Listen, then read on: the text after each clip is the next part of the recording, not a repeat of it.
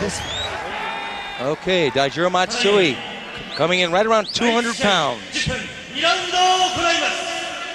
match consists of 2 10-minute rounds. 183cm、93cm、93kg。Victor Belfort! And there he is, the hammered fist from Brazil, Vitor Belfort, from the Brazilian top team. 赤コーナー、177cm、90kg。松井大二！ The very spirited Daijiro Matsui. This would be a rare fight where a Brazilian is going to avoid the ground. Vitor's definitely going to want to knock him out. Matsui's going to come straight at him like a ball of fire. He needs to take Vitor down to win. You know, Matsui's been in against some of the greatest fighters in this sport and had some tough losses, but only against great fighters. And here we go. People at home, don't blink.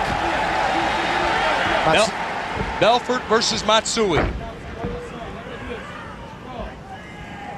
Now, Matsui has a tendency to cut in his previous fights, so Vitor will take advantage of that. He's going to want to tattoo his eyebrows as much as he can.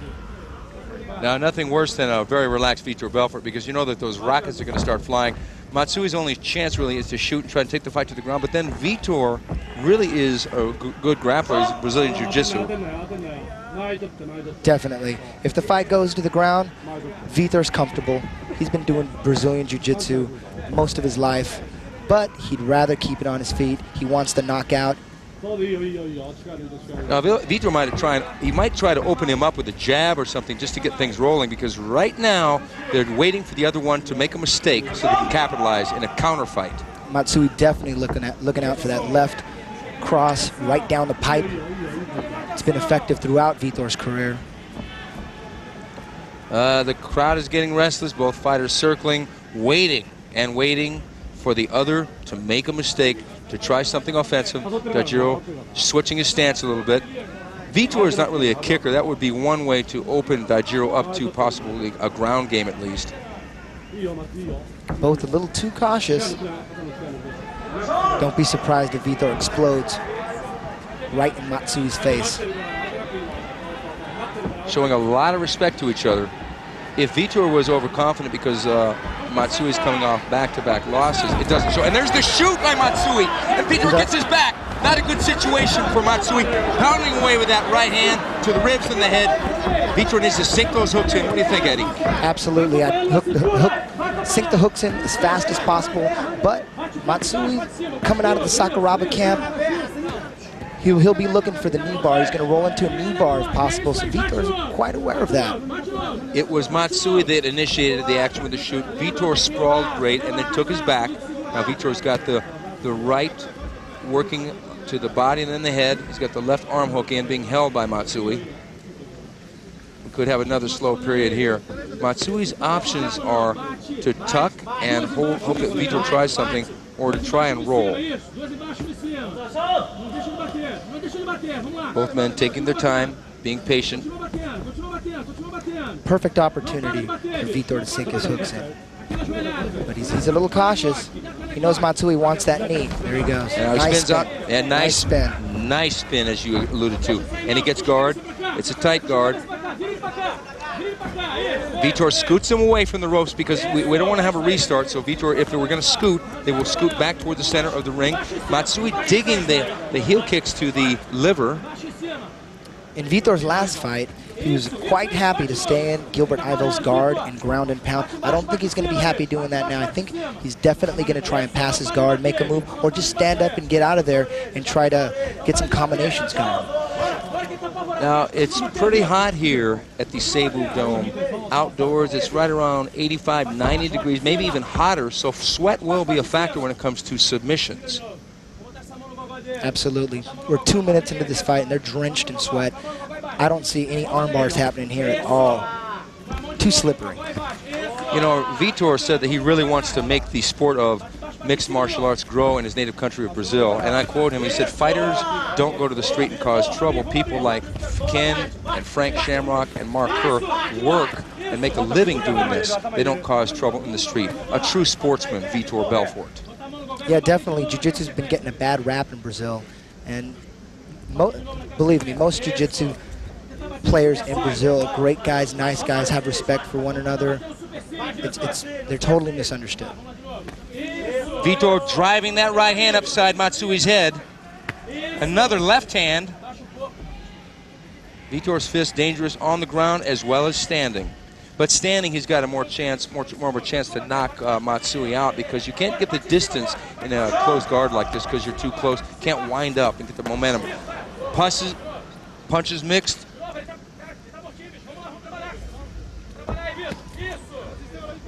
So far, Vitor is in control of the fight. He defended well against the shoot and is pounding away. Matsui has virtually not even landed a punch. There's a couple punches by Matsui, not a lot on them, but at least he's coming out striking now. Seems like he's pushing Vitor away. You would think Vitor would want to stand. Maybe he's content to stay in the guard. Maybe he feels he can hurt Matsui here. Or he might want to try, if he can't hurt him, he'll probably try and cut him. Because I was talking to Matsui earlier, and I can see that the cuts on his eyes haven't healed from his previous fights. Matsui going for the knees in the chest, trying to push Vitor back with the knees. Vitor grinding away, couple good punches landing in there. Good right hand by Vitor Belfort. It's great left as well. That left connected solid. Grinding, nice left to the chin of Matsui. You know that hurt. Matsui's closing his eyes. He wants none of that. He wants none of that. Pushing Vitor Belfort back with his heels. Vitor grinding away. The referee looking real close. Matsui's hurt. Matsui is hurt. He's really eating a lot of punches here. Vitor in total control. The fight's going to end quick here. Matsui can't take those punches. Matsui turtling over onto a side position, giving his back again. Doesn't have a lot of options from the guard. He gave up the guard. Now he's in an even worse position because now he can't see the punches. He's a bloody mess. Oh, he's a bloody mess, folks. I think they're probably going to stop this and look at a cut on Vitor. I mean on Matsui. Vitor absolutely dominating. And you rarely see a guy getting hurt in the guard nowadays, but Vitor has awesome power in both hands, even with the guard, even with the gloves. Okay, Vitor almost did a knee to the head, but that's a no-no when all fours are touching the ground and the fighter is facing downward. He has to have at least one limb off the ground, that would mean standing on 3 limbs or less, before he can land a strike to the head from a knee or a kick. Matsui's a bloody mess, although I think he's recovered. There he goes again. Big punches again by Vitor. His punching cannot be understated. He can really whack with those punches. Trained with one of the greatest boxing coaches in the United States, Al Stanky, and it shows.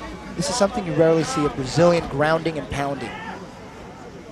That's true. Usually it's the American wrestlers that have coined that style. But now Vitor, who's had a good relation with Mark Coleman and a lot of respect for Mark Kerr, I think has been a student of the game himself and learned from the wrestlers. Matsui trying to put the leg hook over, but he doesn't really have an arm bar or anything here. He has nothing. Vitor defends well. Vitor might want to try for that hooks in and go for a choke, but Matsui is moving. Vitor grabbing the ankle. Matsui tucking, going for a knee bar, but he slips out. Vitor whacking with that left hand. Vitor respecting the role of Matsui. I don't think Vitor's going to go for the hooks. I don't think he's going to go for his back. I think he feels really comfortable just dominating Vitor with his weight and his punches. Yeah, Vitor is dominating Matsui at this point with the punches.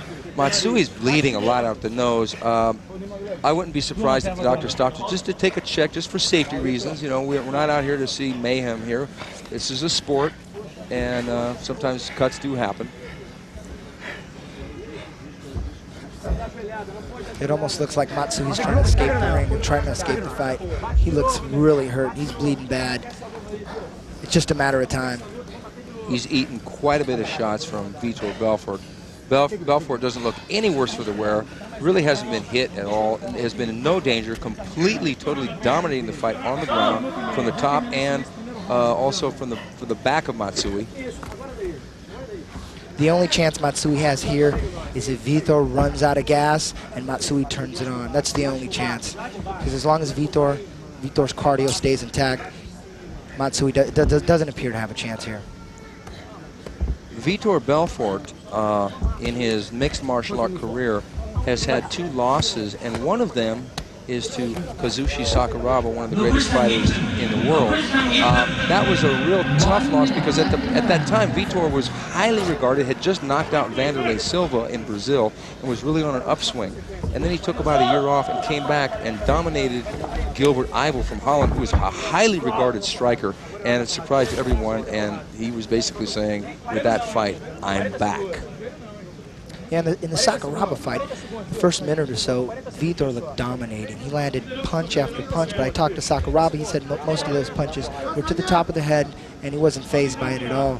But it appeared on tape that Vitor was about to knock Sakuraba out, and then the fight after that just was all Sakuraba, 100%. Spinning back kicks, tight kicks while Vitor was on his back, complete domination. But Vitor looked great against Gilbert Yvel. He's looking great here. He is back. Yeah, he is back. And, you know, as you alluded to before, the ground and pound game. Okay, and there we go, the end of round 1. The ground and pound game is what it's all about for Vitor Belfort, who totally took Matsui to the cleaners in that round. Complete domination. I wouldn't be surprised if Matsui doesn't answer the bell. The doctor might stop it. He's bleeding bad. Yeah, he was busted up quite a bit. He's got a couple little nicks around it, but it's mainly the nose that's bleeding.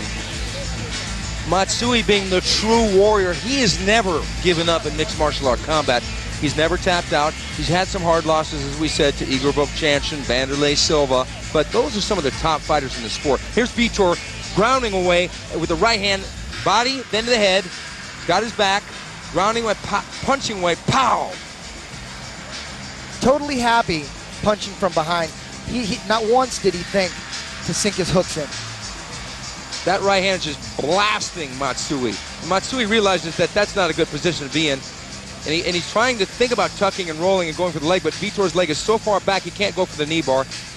And Vitor sneaking a shot back of the head. That's actually not legal, and here he is in the guard, just pounding away. Matsui trying to push the knees to the chest, get him away, but that's only giving Vitor more distance to punch with.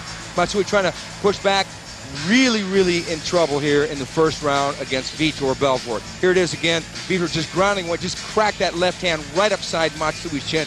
Another left hand. It's Vitor's toughest weapon is his left hand, really. He's knocked a lot of guys down with one punch. And here it is again. Matsui trying to escape. Heels on hips. Matsui just taking a beating in this first round. Effective grounding and pounding, reminiscent of Matt Hughes. Of the great Matt Hughes. Now Vitor's got to be careful here because in Matsui's fight with Vanderlei, he was cut up. Vanderlei cut Matsui up, and Vanderlei kept coming back. He doesn't look tired. He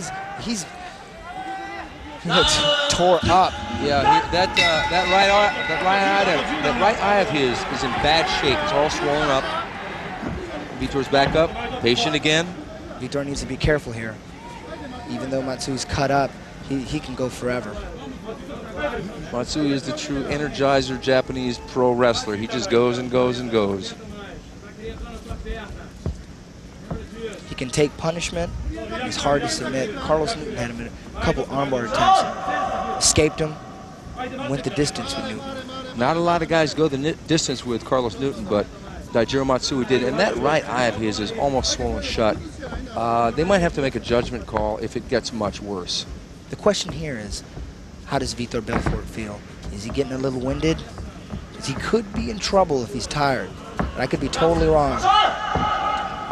I think Vitor looks relaxed as he was in the first round. He's not breathing hard. There's only a short break in between rounds. We would probably see some fatigue. I expect that Vitor is probably going to explode with a punch combination standing. He might not wait for the shoot this time. But Matsui is pretty fast on his feet, backward and forward. So if Vitor does rush in with a punch combination, Matsui could just either avoid it and then drop down for a leg, or he could just move around the ring.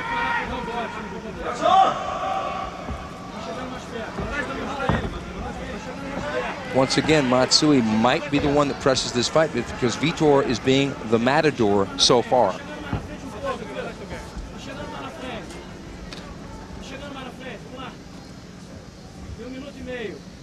Do you see any weaknesses in Vitor Belfort in this fight, Eddie? Absolutely not. He's completely dominating Matsui. He just needs to be careful. Matsui's cardio is great. Matsui's cardio is a strength of his, but probably in every other way, he may be outgunned in this fight. Doesn't look good for Matsui so far. Matsui's not a real kicker, so Vitor doesn't have to worry about him chopping away at the leg. The referee calling for action. And it sounds like the crowd's calling for action as well. A lot of circling, a lot of looking, but not a lot of fighting. I expect Matsui to explode any minute. It's harder to shoot, actually, with the bare foot. Absolutely. With the wrestling shoe, which Vitor has on, it gives you more traction, and the acceleration is quicker because it's more tendency to slip. And he's using the shoes. Okay, the referee is warning both fighters to get busy, get with the program, and turn it into a fight. Because after all, this is a fight. This isn't a staring match. We really want to see action. Like I was saying, Vitor's using the shoes to generate power for his punches. Matsui should have came in with shoes. The danger in wearing the shoes is getting caught in the heel hook. But Matsui's never been a heel hooker. well, I meant for Matsui. He should have been wearing shoes probably. Right. I don't think he'd be in any danger of a heel hook coming from Vitor. Vitor just wants to Right, if anything, punch. Yeah, if anything, Matsui would be the one that would throw down the heel hook, but he hasn't even been close to a heel hook because Vitor's protected his legs well on the ground from Matsui. Here we go. Okay, Vitor shoots in, he goes for a single, and he surprise. takes down Matsui. Surprise. Vitor on top in the guard. Now, that was a reversal of what happened in the first round because Matsui shot at that time was Vitor shooting and getting a nice little single leg. Matsui holding on for dear life, holding Vitor's head down. He doesn't want a repeat of round one. I don't think he could take it. The chances are good because of the sweat. He's not going to be able to hold on to those arms. Vitor's going to pop back up and start grounding down with those punches. Another flurry or two, like in round one, and it should spell the end for Matsui.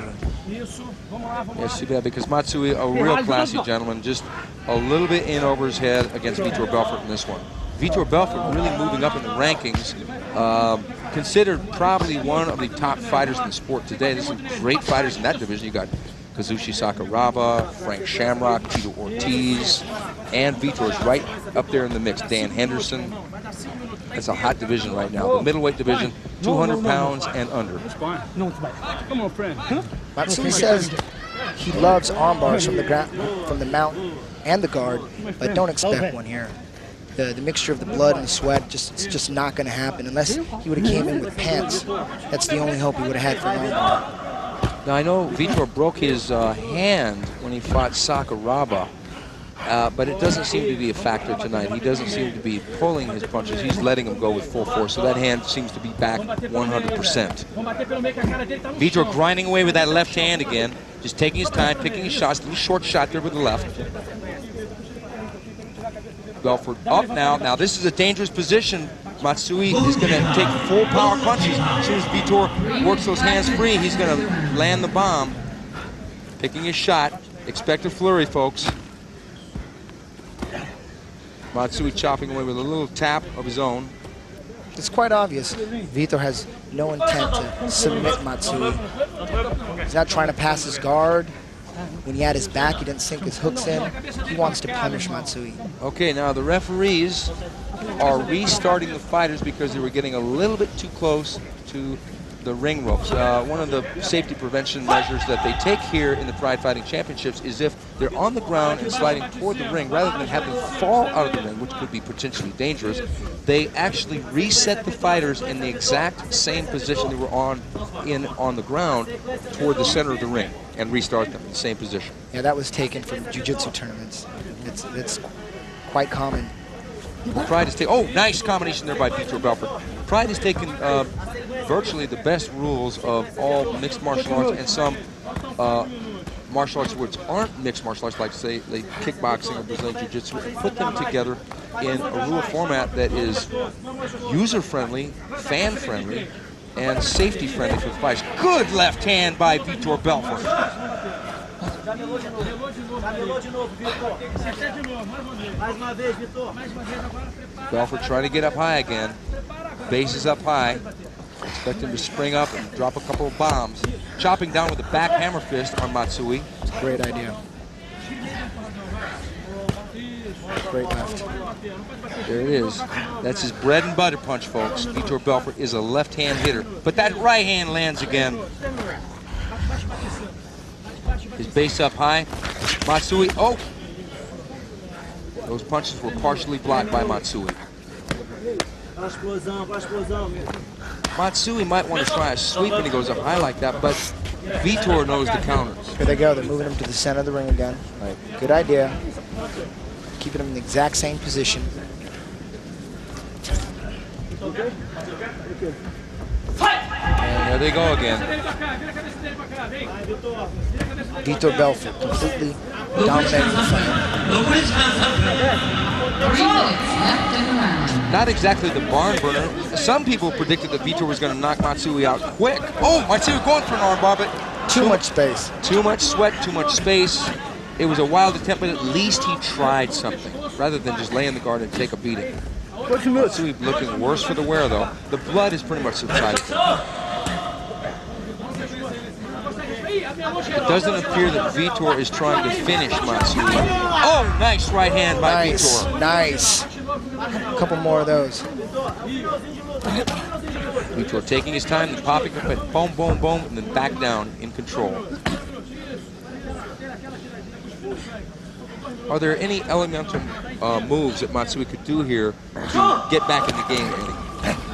The only thing he could do here is a submission from his back, an armbar triangle, but it's not going to work on Vitor. Vitor's too slick. He's been doing jiu-jitsu for many, many years. He needs to get back. I mean, a knee bar would be his best bet. I don't know if he can pull one out off from his back. I don't know how good he is from his back pulling leg submissions. That's a problem. He's never even hinted at having a knee bar on someone in any of his previous fights. I doubt we will see one tonight. Yeah, but coming from the Takada camp, you'd expect it, but it doesn't look like it's going to happen tonight. Well, one thing we know about Vitor. Oh, Past his guard. past his guard, got the side mount now. There's not much time left now. Vitor needs... Now the referee is going to scoot them back toward the center. Matsui looks like he's ready to... He's never given up in a fight, but he's basically holding on right now. Now this is a very bad position for him because Vitor's got... He can put the knee up to Matsui's head, and he can punch from this position. He can also go for a side choke. Looks like he might want to mount, but if he mounts, well, he's back in the guard. Back in the guard. Good position there by Daizero Matsui. Good movement, good hip movement from Matsui. Matsui, a good defensive grappler to a certain degree, but it's not stopping the punches. That's the point. You wouldn't expect Matsui to put a Brazilian Jiu-Jitsu stylist back in the guard that easily, but he did. It doesn't seem like Belfort is bothered by that. He's not worried, as you said. The options from the guard are the triangle and the armbar, and Vitor is not worried at all, so he just lets him get back in the guard because actually it's a better punching position for him. He may not have trained a lot in the side mount. But, oh, nice left hand. I think Vitor is pretty much content to ride this one out and get the victory. It seems... You read my mind, Steve. It seems You read my pretty mind. much that the judges could come to no other conclusion than a unanimous decision for Vitor Belfort. I've been wrong before, but I would hedge my bets that this one is going to go to Vitor Belfort via unanimous decision. No doubt. This isn't Vegas. This isn't Vegas. It's over. The fight is over. Vitor helps him up, showing the good sportsmanship. Matsui looks a little disappointed in himself, obviously, but the thing is he didn't get stopped by Vitor Belfort, which was one of the predictions that many people had. So it's not, if he loses the fight, it's not catastrophic. He hung in there, showed a lot of heart. Bottom line, Matsui has one of the biggest hearts in the business. He never gives up. Yeah, Vitor Belfort is virtually unscratched. I mean, he basically got a workout. Here it is in the replay. Belfort getting the position up high and cracking away. That one partially blocked, but that's pretty much his strategy. get the high base up like a wrestler, and cracking away with that left hand landing, and then the right, and then Matsui blocking fairly well the other punches, but those first left hands did land clean.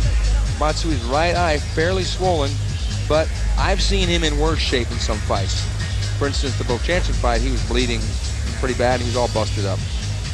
Matsui looks like he got jumped. Yeah, he did. Well, he virtually did get jumped. And we go to the decision.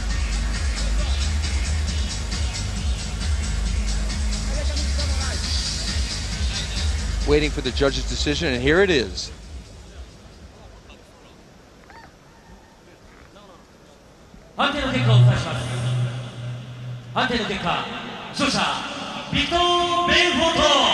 Vitor Belfort. The judges have ruled Vitor Belfort from Great, Brazil, great the win for winner in Vitor. He 2 needed that. rounds. Vitor took his time.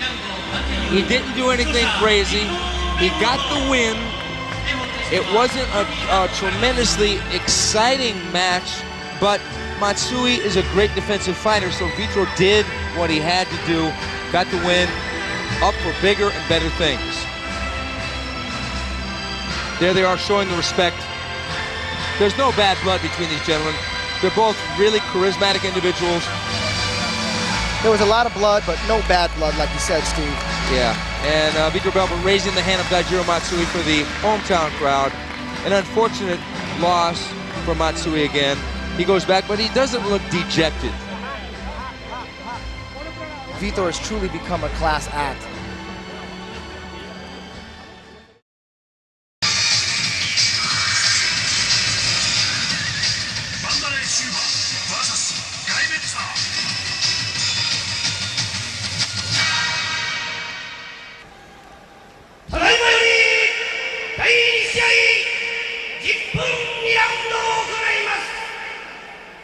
The match consists of 2 10-minute rounds.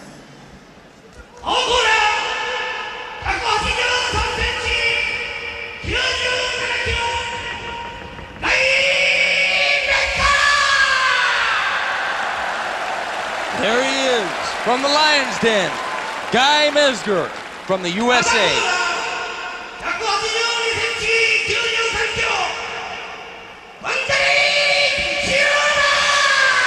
Vanderlei Silva, a very intense and intimidating individual. Here we have a clash of 2 strikers with completely opposite styles. Mezger is a kickboxing technician, wide variety of strikes, coming from all angles. Vanderlei's the wild man coming straight at you, 100%. Mezger, a finesse counterpuncher. And here we go, round 1, Mezger versus Vanderlei Silva. Mezger promising to be a little more aggressive tonight. Oh, here we go, trading jabs. Mezger with that left kick. And they're circling. Vanderlei going with the right low kick. Mezger checks it. Both men wanting to get busy. And there he goes with the right hand. Vanderlei slips it back. Vanderlei using some side-to-side motion in this fight. Usually he comes straight in. Mezger made some comments to that effect that he does come straight in with no head movement. It looks like Mezger's throwing his right hand with a little more power than usual. But there's that left kick and a left hand over the top by Guy Mezger. I tell you, Vanderlei is just wild. There he goes. Into the clinch and a knee by Mezger onto Vanderlei Silva. I tell you, Vanderlei is like a wild dog. He's ferocious, vicious, always out for blood. Okay, there looked like a little groin kick action by accident by Guy Mezger. They touch gloves. And Guy Mezger coming in with a left, right. Vanderlei blocking. Vanderlei taking his time, not running it. Is Vanderlei cut? Vanderlei is cut. Vanderlei's cut around the right eye. Must have been from that left hand. Guy Mezger shooting in low. Vanderlei trying for the knee. Mezger throwing him against the ropes. Mezger seems to be in control at this moment. I've never seen Mezger this aggressive. He's looking real good. Vanderlei going with that left low kick and singling, and the left high kick. Whoa! Vanderlei throwing that big right hand, barely missed. Mezger going with right hand. They're trading bombs here. Mezger's doing a great job. He's showing power, which it didn't seem like he had. Good low kick by Vanderlei. Vanderlei coming in with the left right. Mezger in the Muay Thai clinch. This is not, oh, good left hand by Guy Mezger. Great fight. Great fight. Now this is a fight. Action Jackson fight all the way. Mezger versus Silva. Left kick by Vanderlei Silva. Mezger checks it just a little bit, but he still took the impact of that kick. Vanderlei wanting to mix it up. And it looks like Mezger is a little too tall for Vanderlei's knees. He's known for his knees, his razor-sharp knees. That's a really good point, Eddie, because to do effective knees, if the person is taller, good low kick by Vanderlei. The taller guy will be the more effective guy in the clinch with the knees, and that is Mezger. Mezger going down low. Knee in our left hand by Mezger. I tell you what, I'm completely impressed with Guy Mezger. Yeah, Mezger going with that left high kick. You know, he's really controlled the tempo of this fight so far. Vanderlei has come at him with some flurries, but really hasn't done a lot of damage. But Mezger with his left hand, and there they go into the clinch. And they're going to lock it up, and we might see some ground action. Guy Mezger's got some great takedowns, but good left high kick there by Guy Mezger. Nice, Vanderlei tried to push his way out, and Mezger. Oh, Guy Mezger's rocked. Guy Mezger's rocked. Oh, Vanderlei all over him. Mezger giving that hook to the feet. Mezger recovering, but as Eddie said, knee to the head by Guy Mezger. Oh, he's wobbled. His knees are wobbled. People, don't blink. Vanderlei may go in for the kill here now, but Mezger's smart. Ties him up. Mezger needs to take him down immediately. Vanderlei is going to work now. Now Vanderlei gets the underhooks in, gets him around the waist, and tries for his own knees. Oh! Oh! Those punches. Oh, Mezger firing back. This is a war, folks. Mezger coming back. Vanderlei's on him like a pit bull. Oh! Guy Mezger showing great heart. Oh! Vanderlei rocks Guy Mezger. Uh-oh, headbutt. Mezger's in trouble. Mezger's in trouble. Deep trouble. Oh! Big right hand. The fight is over. The fight is over. Guy Mezger has landed the right hand. The winner is Vanderlei Silva from Brazil. Guy Mezger has been knocked out by a huge right hand by Vanderlei Silva. This year of all time. Vanderlei looked a little frustrated in the beginning of that fight, but he poured it on. That's a huge win for Silva. Guy Mezger was taking control of the fight, and Mezger got it snatched away from him. Shootbox Academy is back big time. Vanderlei Silva, a huge victory. Guy Mezger looked great. He looked great. He came aggressive. Maybe that was a mistake. Yeah, it seemed to be a mistake. Oh my God. Beautiful fight. That was what action is about. That's what Pride Fighting Championship is about. Two gunslingers finding out who's the quickest draw. It happened to be Vanderlei Silva this time. A huge win. Back up there. Here's a replay. Mezger in trouble here. He gets wobbled. And there's that right hook. Great right. Great right hook. Another right hook. And Vanderlei's just chopping away. Gets a little busy there. He used to be a Vale Tudo fighter. Tries for the headbutt and cracks him with a right hand again. It's that right hand over and over. Big right hand right there on the cheek, knocking Guy Mezger out. Vicious, vicious knockdown. One of the greatest knockdowns in recent history. Okay, there's that knee. Vanderlei just walked right through Guy Mezger. He just was like a pit bull on him, throwing that right hand over and over, knocking out Guy Mezger. Now in his post-fight interview, Vanderlei challenged Sakuraba. He says he wants to fight Sakuraba the most. Yeah, and who doesn't? Who doesn't? Everybody wants a piece of Sakuraba. That would be a great fight. That would be a great. Oh, what a huge punch! Vanderlei Silva glad it was over too. He's bleeding, but he was in complete control. What a, you know, if people had any doubt about his punching power, those doubts are laid to rest tonight. Vanderlei Silva back in the winner's circle. Huge win. Congratulations, Vanderlei.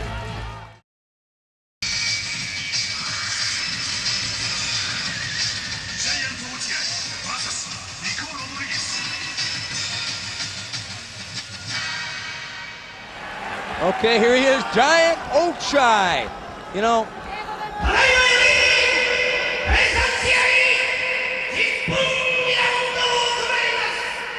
The match consists of 2 10-minute rounds.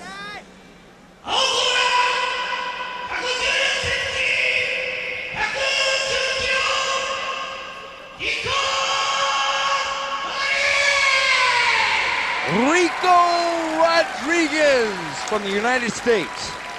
Looks in great shape for this fight.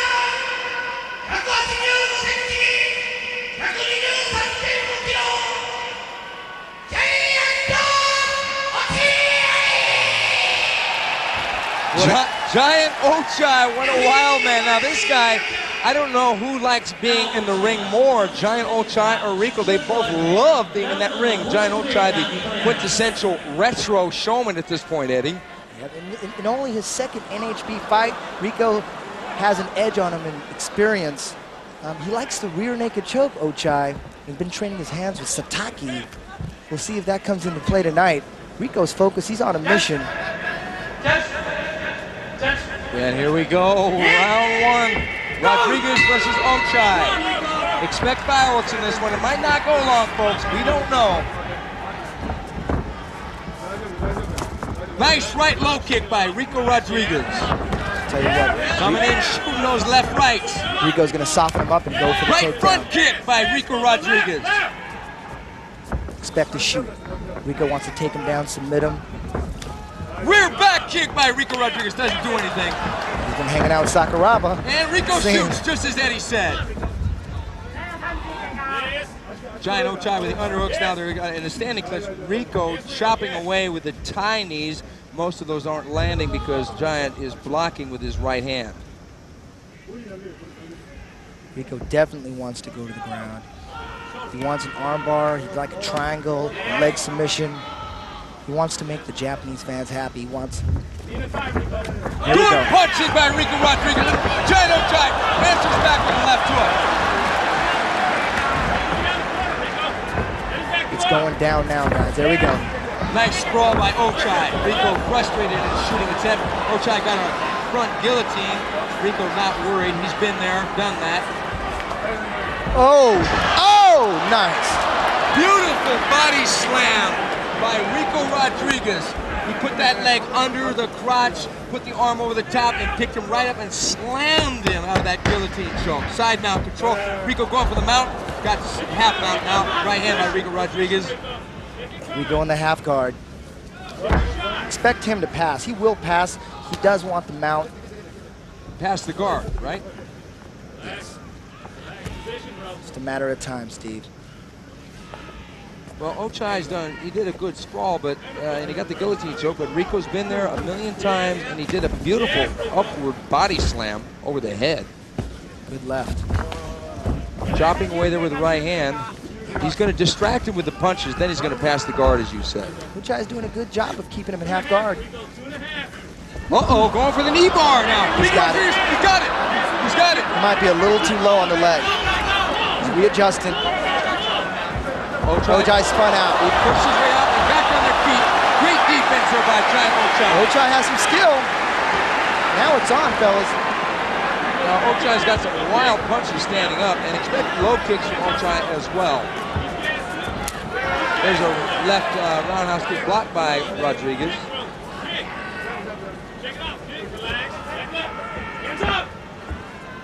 Expect Rico to shoot again. I think Rico is going to shoot, but he's going to punch his way in. There's a nice right hand, but it was blocked by Ochai. Rico going for a whizzer now, side takedown, but Ochai is the bigger man blocking the technique. Back to standing, clinched on the corner. 3 minutes passed. Ochai told me personally that Rico, he thinks Rico's too pretty to stand with him. He doesn't want to stand with him. He wants to take him down. But I'll tell you what, Rico's stand up. Rico chopping away with a knee to the leg. Now, those aren't apparent at first, but later on, those are going to add up because they give you a slow Charlie horse. Like I was saying, Rico's stand-up has improved 100%. He's not afraid to stand with this guy. Rico trying with that right knee to the belly. Another left knee, not much on it. Ochai biding his time, basically trying to block the takedown. Rico chopping away with the knees. There we go. There we go. But Ochai went for his own takedown and it missed. Almost turned his back to Rodriguez and pulled Rodriguez into the half guard again. Too slippery. Plus, that's not going to work on Rico. Rico has an extensive wrestling background. He saw that coming a mile away. Passed, he's mounted. Ochai's in trouble. He's in trouble because Rico's going to punch away and get it, post the arms just like the hook. Turn his back. Not a good move against Rico Rodriguez. Got the hooks in, Eddie. Rear naked choke. He's caught in his own favorite move. Imagine that. He's turning around. It looks like he's turning around. He's going to turn. He's sideways. You better watch it. He's got his back. He's got the arm hook in under the arm. He might go for an arm bar, but Rico's got the hooks in. He's got the triangle control from the back. He needs to be careful. Ochai might catch. Just a matter of time. Just a matter of time. If Ochai was smart, he would try and hook that right foot of Rodriguez, and he could alleviate the pressure, even get him to get out of the position. He could create pain on that right foot. Right, Eddie? Yes. But Rico's too slick for that.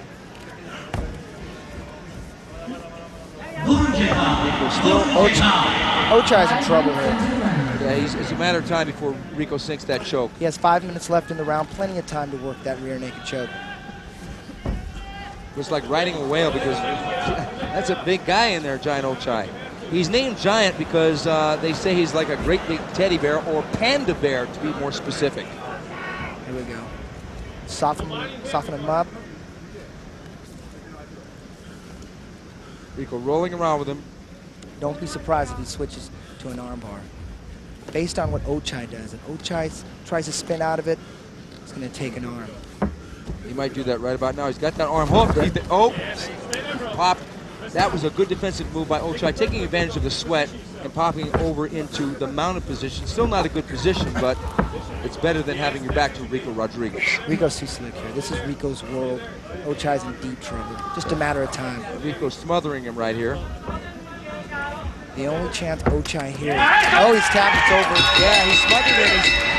Chest and face smother move by Rico Rodriguez. The winner is Rico Rodriguez. Big win for Rico. Big win.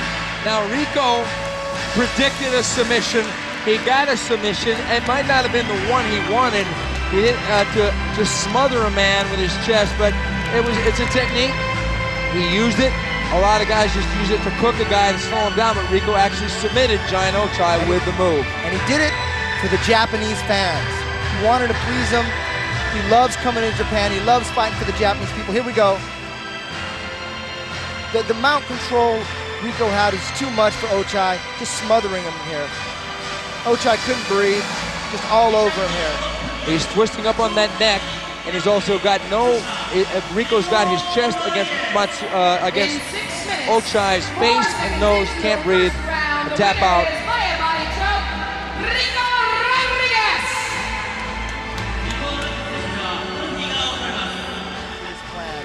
Here's the replay. Got him in the clinch, coming back, striking away with the left hand. Rico showing some dominance there with the stand-up. Giant trying to punch his way out, but Rico just staying out of harm's way. It's as if he wanted to make a statement with his strikes early on. Good left hand by Rodriguez. Staying out of harm's way from that left kick. Staying on top of Giant Ochai. And here they are with that under the crotch, slamming Ochai down. Excellent. Getting into side control. I tell you what, there we go, here's the end. There's the smother, and it makes him tap out. I tell you what, the only chance Ochai had was to grind it out to the end of the round for the restart.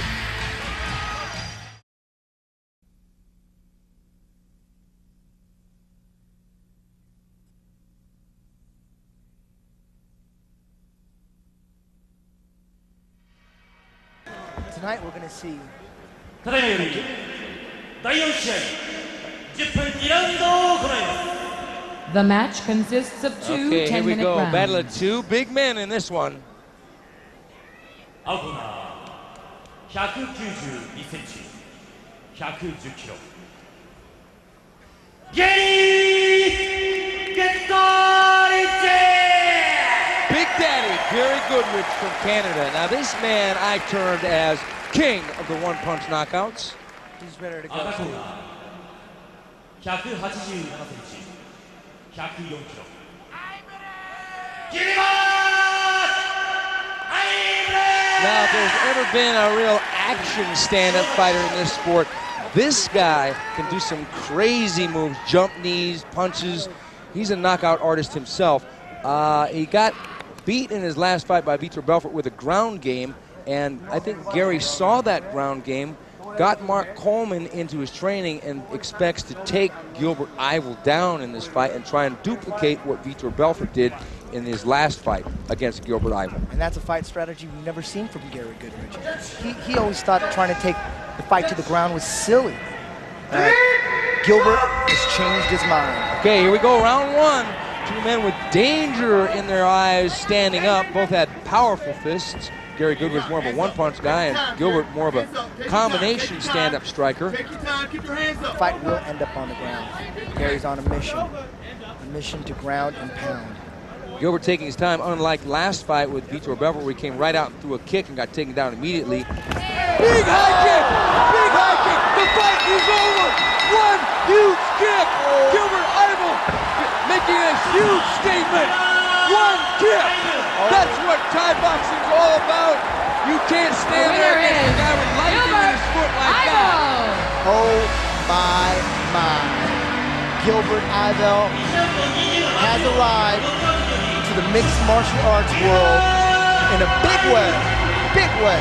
In 1 minute, 28 seconds into the first round, the winner by a knockout, Gilbert Yvel. 28 seconds, my God. And with a kick, a single kick. Neither man threw a punch. Neither man shot in for a takedown. Gilbert Yvel took his time, unlike his last fight, learned his lesson, and went high. You know, a lot of guys don't know how to block a high kick, and if they don't, it's bye-bye. And that's what happened with Gary Goodridge. A horrible loss for him, but he'll be back undoubtedly. Gilbert Yvel, like I said before, that's an action figure right there waiting to be made. Gary Goodridge still down. This has got to be one of the most devastating knockouts in mixed martial arts history.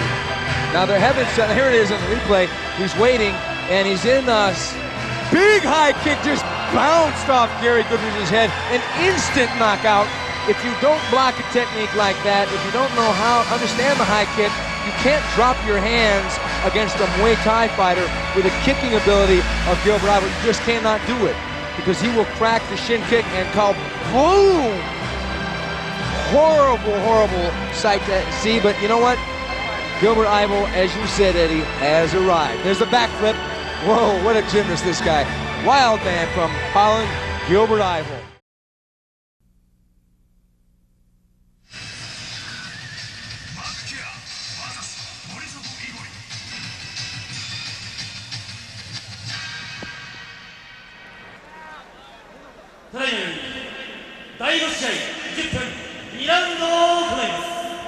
The match consists of 2 10-minute rounds.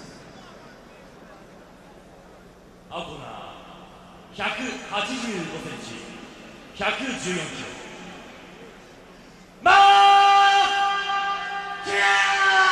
Mark the Specimen Kerr, originally nicknamed the Smashing Machine in Brazil when he fought in the Vale Tudo down there.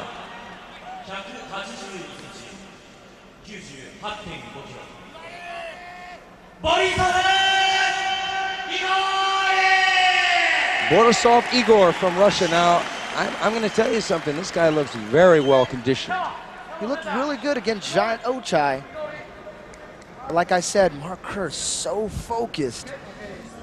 He has his hands full, Borisov does. Referee Yuji Shimada explaining the rules: no headbutts, no elbows. And both these gentlemen know the rules. Neither one of them is known as a dirty fighter. So I expect a real good, clean match. I think this is going to be a ground battle, Eddie, don't you? I think so as well. Mark Kerr has a clean, quick shot.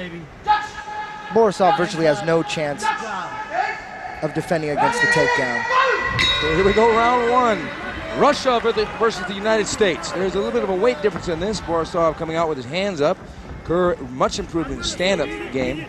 Both men circling, waiting. Nice right low kick by Mark Kerr to let him know that he's got striking weapons right out of the gate. That had to hurt. A couple more of those and Borisov Igor will be limping. Yeah, Borisov looks a little bit tight. Going for his own high kick, but there was nothing on that. Maybe trying to duplicate Gilbert Yvel's feat against Gary Big Daddy Goodridge. Yeah, he said he just started working leg kicks. Another right low kick by Kerr, goes to the well again. Kerr shoots and down they go. Beautiful double leg takedown. Borisov pulling guard. Inevitable. You can't stop Mark Kerr from the takedown. No way.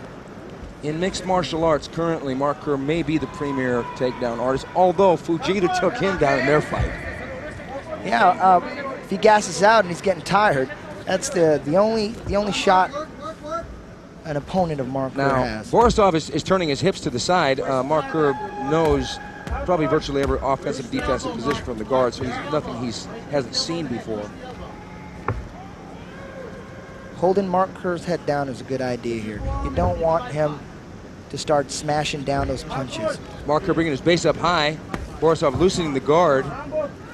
And back to a semi-tight guard. Borisov is playing the hip game, going from one side to the other, trying to get an angle, possibly for an arm or some other kind. Yeah, it looks like he's going to try to go for an arm. It looks like he's got some moves on the ground. He's defending against the punches Mark Kerr can't land. And Borisov, as you said, holding him tight. Great idea. Got the arm in this time. I like Borisov Igor's hip movement. Kerr going for the neck crank here. Can opener. Yeah, Borisov's got to do something. He's got to do something. Spin out, go for an armbar. He's not in trouble. Doesn't seem to be worried about the position at all. Maybe he's one of these guys who's got a real flexible body. He's holding it tight. Mark Kerr could get the submission here. Could submit him from here. It happened. He's It's tapped over. out. Oh It's my over. God! It's over. My God, Mark Kerr submitting Borisov Igor quick with a can opener neck crank. Mark Kerr is back. And Borisov Igor, He's going to be seeing a chiropractor. back to the drawing board for Borisov Igor. Now on paper with Borisov's sambo background, you would have thought that he would have had maybe some answers to that By a move. neck drop.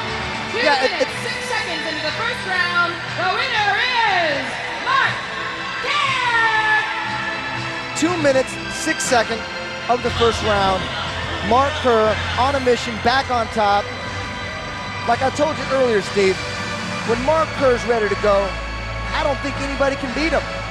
You know, you may be right, because that was an impressive victory. He took his time, came out through some low kicks, let the guy know, here's some stand-up, got the guy thinking, stand up, shot him for the double leg, got guard, and just said, okay, you got guard, here's a neck crank, bang, and the fight was over. That's the second can opener I've seen work. Like, there we go. Boom, big low kick. Now those hurt. Kerr can kick, because I know guys, they don't want, when he goes for that double leg, Borisov doesn't sprawl out, doesn't underhook, doesn't even try to defend, just goes to guard. Neck crank, Mark Kerr. Some people call it the can opener. It's a neck crank.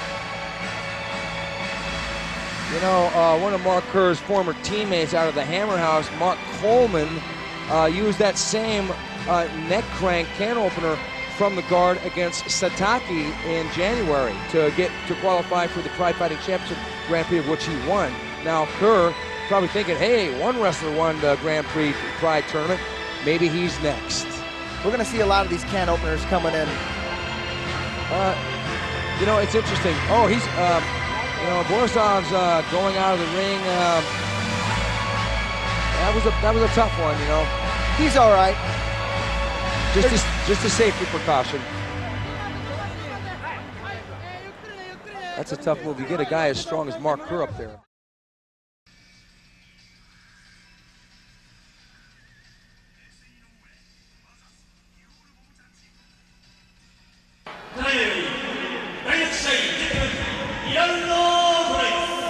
The match consists of 2 10-minute rounds.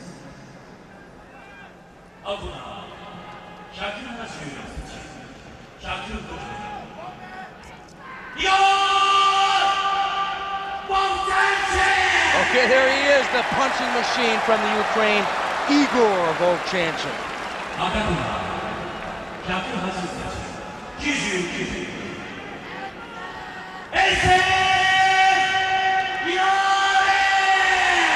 Ensign Inoue. Now, Eddie, I'm not going to give anybody credit here, but you were talking to him about wearing gi pants.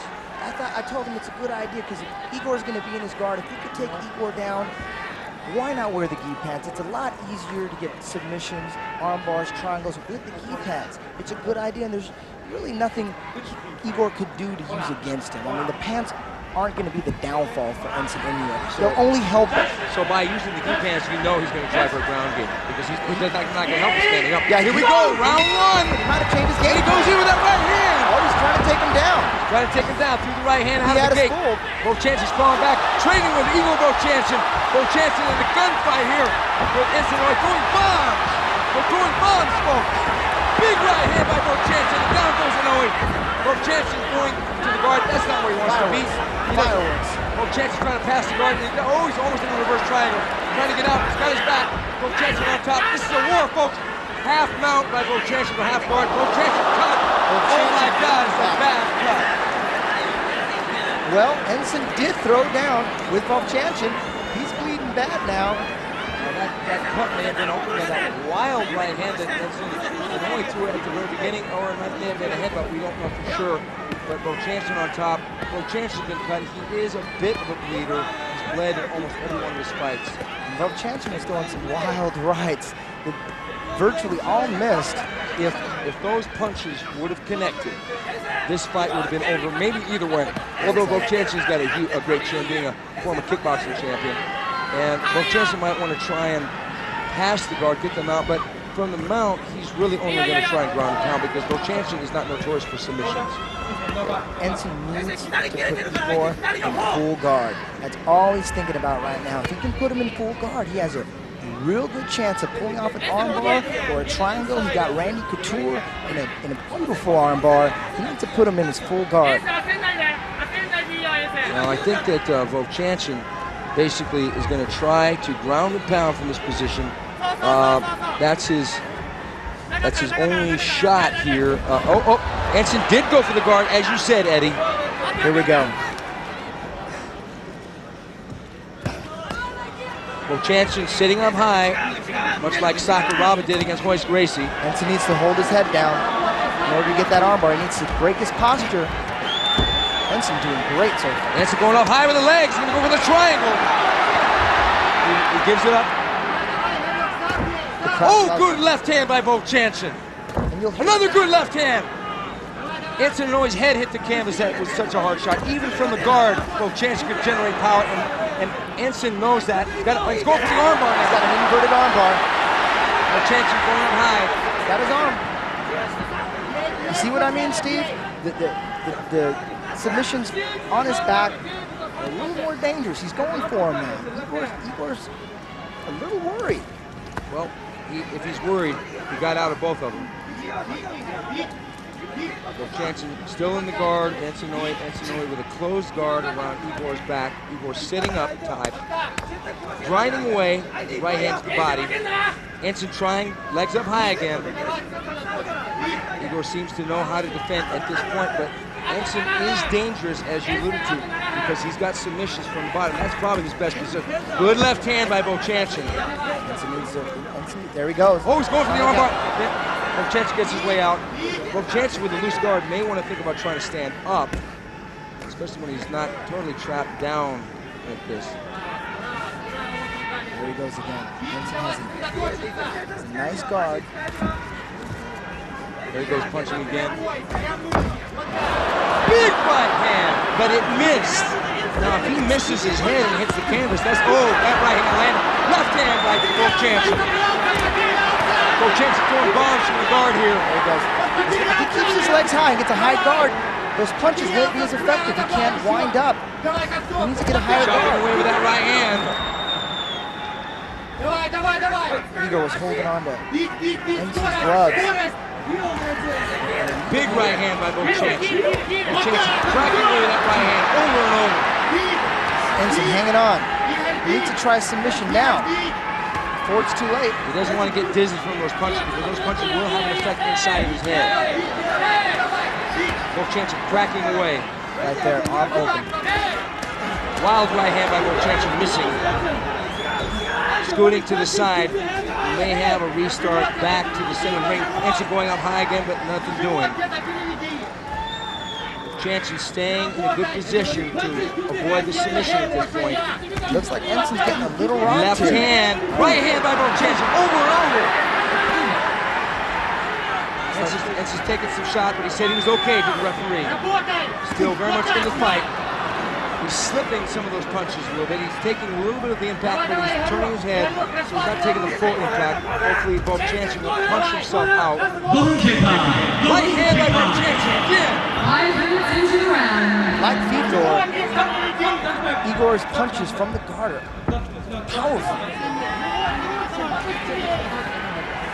Jansen's been landing some serious punches from the guard. It looks like Ensign's rocked. Yeah, you know, he does look rock. Bob Jansen's cut seems to have subsided a little bit. And Igor continued to grind. Big right hand. Hard right hand by Bob Jansen. Ensign needs to try another submission attempt. He's going up high. Yep. Legs up high. It's his only hope at this point.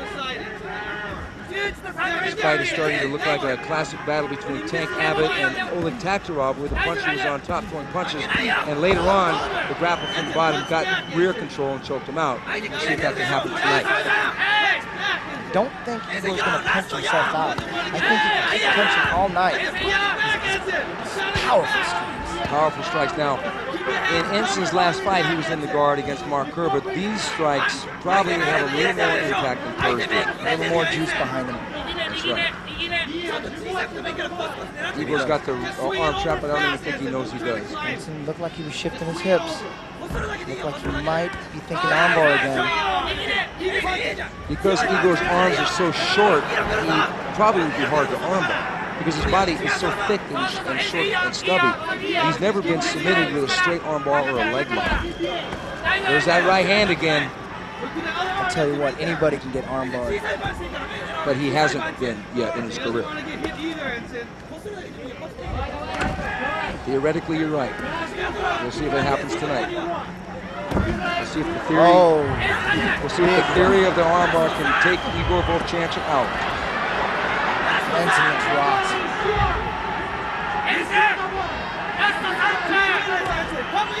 Here we go. If Ensign could just keep Igor's head down tight, those punches wouldn't be as effective. He needs to break his posture. 3 minutes left in the round. 3 minutes to go. Can Ensign hang on? Igor has virtually pummeled Ensign Inoue, but Igor, because of the strike early on, looks worse for the wear. Ensign hanging on, still thinking submission, open guard. Going up high again. There he goes. There he goes. Igor keeping down low. He might not have enough Across gas the in him face to pull right out. hand by Vovchanchyn. Vovchanchyn grinding down with that left back fist. Got Inoue's arms trapped. Igor's just non-stop. Right, left, power in both hands. Now, at the end of this round, in the next round, there will be a restart. Ensign's got to get Igor on the ground again, because if Igor drops that right hand from standing, it could be all over. Igor said in his pre-fight interview that Ensign's weakness is his chin. Yes, he's proven tonight that is not his weakness. Well, he hasn't hit him on the chin yet. He's hit him on the top of the head, but if he hits him on the chin, we'll see. I don't know, Steve, it looked like he hit him on the chin about 50 times. No, he's hit him on the top of the head. He hasn't caught him clean on the chin yet. Couple minutes to go.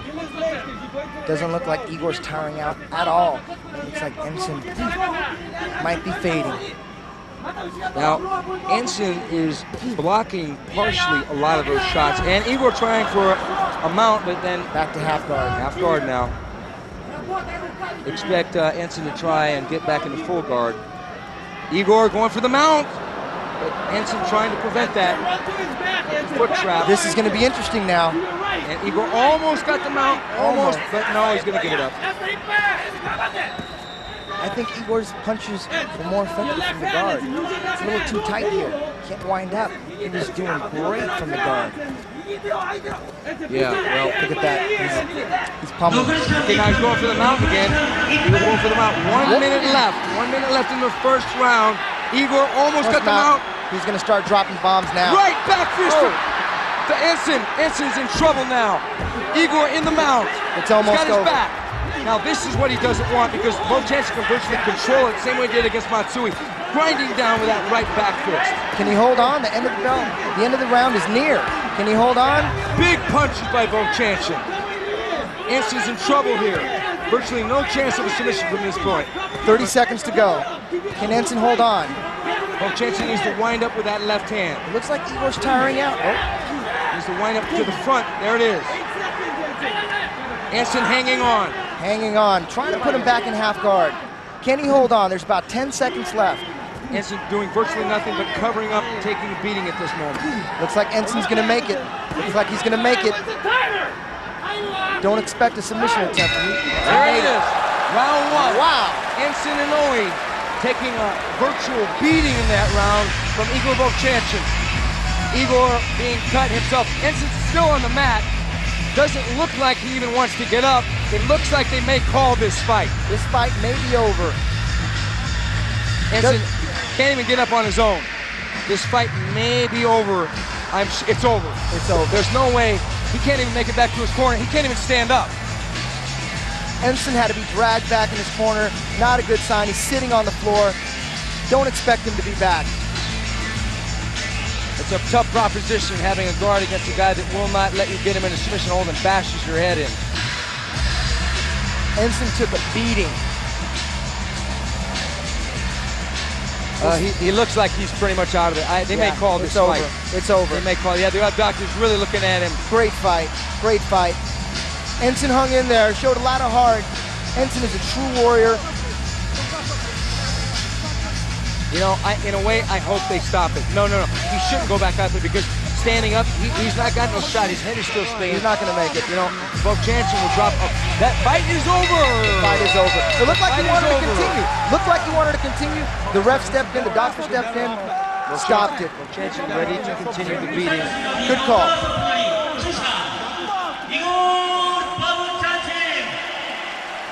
In one round, by Dr. Stop, the winner is Igor Vovchanchyn! Now Vovchanchyn has got the hammer fist of Thor. Those big punches, even though in the guard you can't wind up full power, still enough power to knock out Ensign Inoue, well, he didn't want to quit. The doctor stopped the fight, but it was for his own good. The side of his head is swollen. Another huge win for Vovchanchyn. Here's the replay. He tested the chin. Never really caught him clean on the chin with a good shot. Ensign Inoue trying his hardest to swing and punch. He did exactly what he said he was going to do, Eddie. He went toe-to-toe with Igor, just like he said. Toe-to-toe, wild punches. Cut him with that right hand. Yeah, it was the right hand that cut Vovchanchyn. So he did accomplish. There's another right hand. That was the one that cut Vovchanchyn, that second right hand. But it didn't hurt Vovchanchyn. Vovchanchyn never really been knocked off his feet in a mixed martial arts fight. Ensign coming with back fists. Big rights. You know, down to the ground, Vovchanchyn trying to get side control. Vovchanchyn on top, and then he's almost got them out, and then Inoue just basically couldn't even stand up. He was virtually out of it after the round.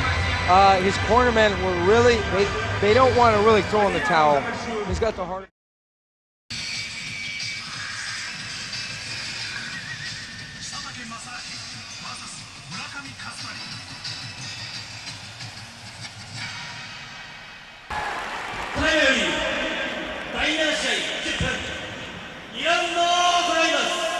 The match consists of 2 10-minute rounds.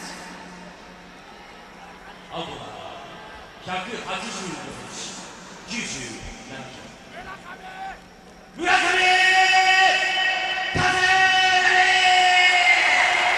Kazunari Murakami. Looks like he's been out in the sun a little bit, Eddie. A tanning salon. Antonio Inoki looking on. Took his shirt off. It's kind of hot in here right now.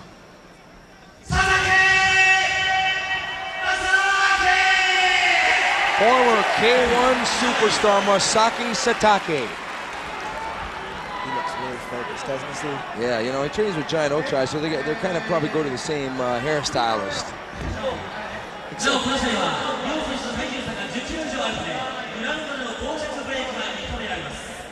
Like I said before, cross-time rivalry. I expect passion in this fight. Kazunari is probably going to shoot for that takedown immediately. Doesn't want to stand up with Satake. Satake can bang. Expect massive roars from the crowd. Here we go, round one. Satake versus Kazunari. Kazunari shoots for that clinch. Satake with a low base. Avoided the takedown. Dropped a little bit of a right hand early on. Now into over-under clinch. Sataki's going to be hard to take down. He's really got a good base, got strong legs, and as we said before, he's developed a good sprawl in his last 2 fights. His first fight in Pride was against Mark Coleman, and he got neck cranked from the guard, which was an unfortunate wake-up call. But his fight after that was against Guy Mesger, and a reasonably close fight. He lost a decision. But the experiences undoubtedly helped him. Murakami Kazunari hasn't fought in Pride in quite some time, so the pro wrestling thing might keep him agile in one way, but he may be rusty in other ways. Murakami trying to tip him this way, that way, trying to go for a judo hip throw. Worked excellent against John Dixon in Pride 1. And that was a big man, John Dixon. It's going to be a little harder here with Sataki. This is all he's been training lately, is avoiding the takedowns. A little bit of a stalemate now. Sataki isn't worried about trying to get work the underhooks from this position, keeping his hips down low. He knows what Murakami wants to do. He wants to steal him one way or another and get him off balance, then hip throw him. He's a judo man. That's their bread and butter. He does not want to take any chances with Sataki's power. Sataki turns him around, back in the corner. Sataki would like nothing more for them to break and get some distance. And there's that trip, and there they go. Into the mount. Murakami Kazunari in the mount. Sataki not in trouble yet, but this is where Murakami wants to be. He wants to set up that armbar, Eddie. We'll see. We'll see what kind of skills he has from the mount. Sataki's in trouble now. It's early in the round. And they're right near the middle of the ring. Kazunari can take his time, ride it out, hammer down those little left hammer fists down on Sataki. Sataki may have trained like this, but it's the experiences of being on the mat under pressure. Sataki posting that arm up, dangerous thing to do. Kazunari comfortable with the grapevine mount. It's hard to get effective strikes off, but your base is, you have better base from this position.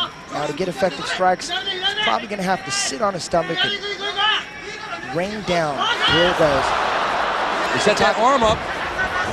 Sataki giving it his back. Oh no, Murakami's got his hooks in. He's going to go for that rear naked choke. Sataki in deep trouble, but he's standing up.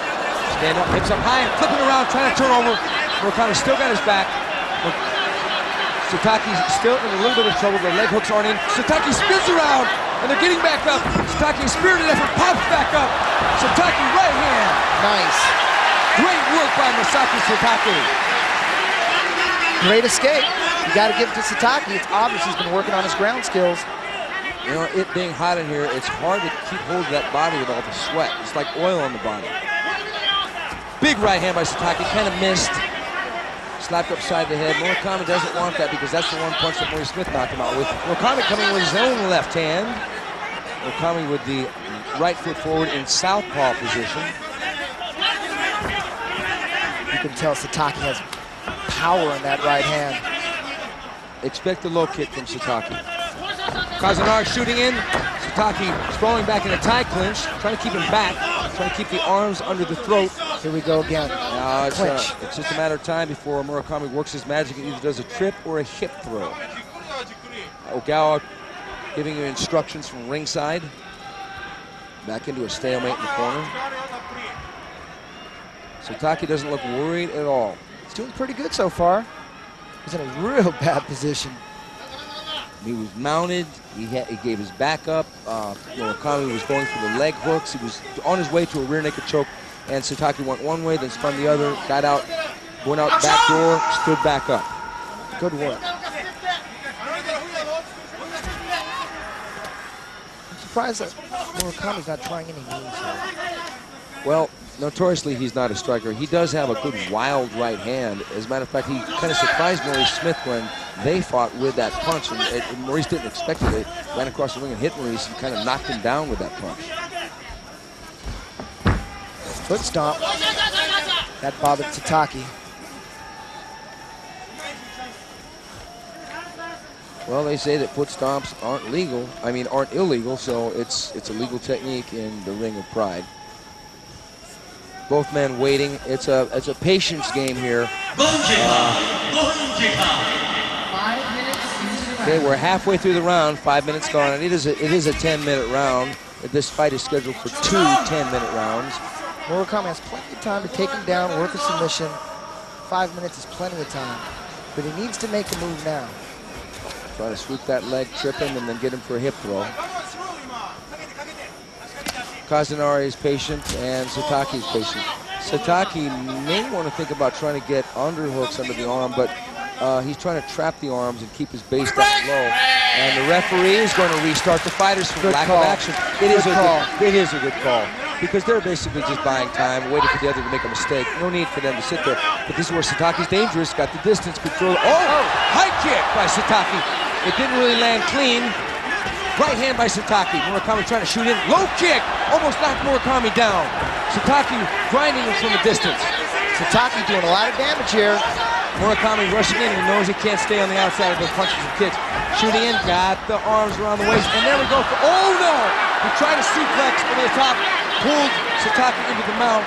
Satake may have some advantage here, at least from a ground and pound standpoint. It looked like Murakami might have slipped trying to do that throw. He's in a bad position. Although, I don't think Satake has what it takes to really finish Murakami here. Well, he does with punches.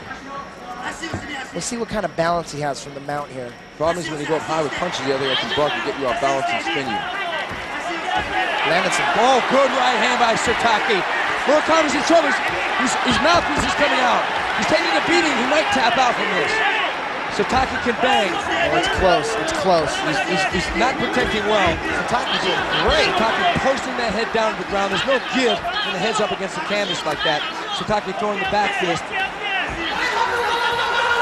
It's over. It's over. It's over. It's over. Great work.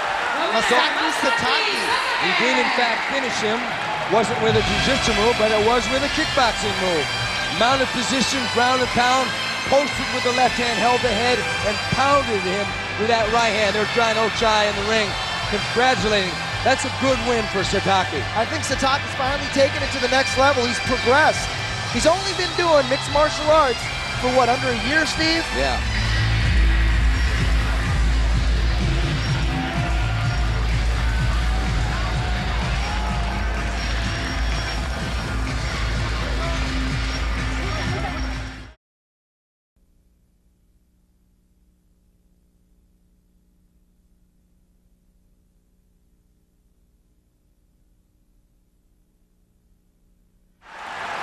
This is going to be awesome. 第8試合10分2ラウンドを行います。 This match consists of 2 10-minute rounds. 青コーナー183センチ98キロKen Shamrock. There he is, Ken Shamrock, the world's most dangerous man. The crowd is giving him a lukewarm welcome. This is Japan, and Fujita is the hero. 183センチ110キロ藤田和之。 And there we have the crowd getting into it. Fujita went blonde in the last couple days. Last time we saw him, he was a brunette. Antonio Inoki looking on. This fight is going to be huge. I can't wait. You know, Shamrock, they better do a lot of movement. You can see the size difference. Thickness, now that's a superlative that we can use with Fujita. He is a very thick fighter. That's like a big wall of muscle coming at you. 2 rhinoceroses, button heads right here. And here it goes, charging straight at you. Round 1, folks. Here we Shamrock versus Fujita. Fujita faking the shoot. Shamrock throwing the low kick. Shamrock, no, there he goes. There's the shoot. Shamrock blocks it up high. Shamrock dancing, staying relaxed. Nice defense. You know, Fujita is fast for a big man, throwing a little front kick, almost like a Royce Gracie stomp kick. Fujita coming in with a wild strike on his own, catching Shamrock with the left hand. Shooting in low, Shamrock sprawling beautifully. Come up. He shouldn't have, he would hold that kick. Fujita's gonna shoot. Oh, good left hand by Shamrock. Fujita's in trouble. Right on the button. Fujita to the knees.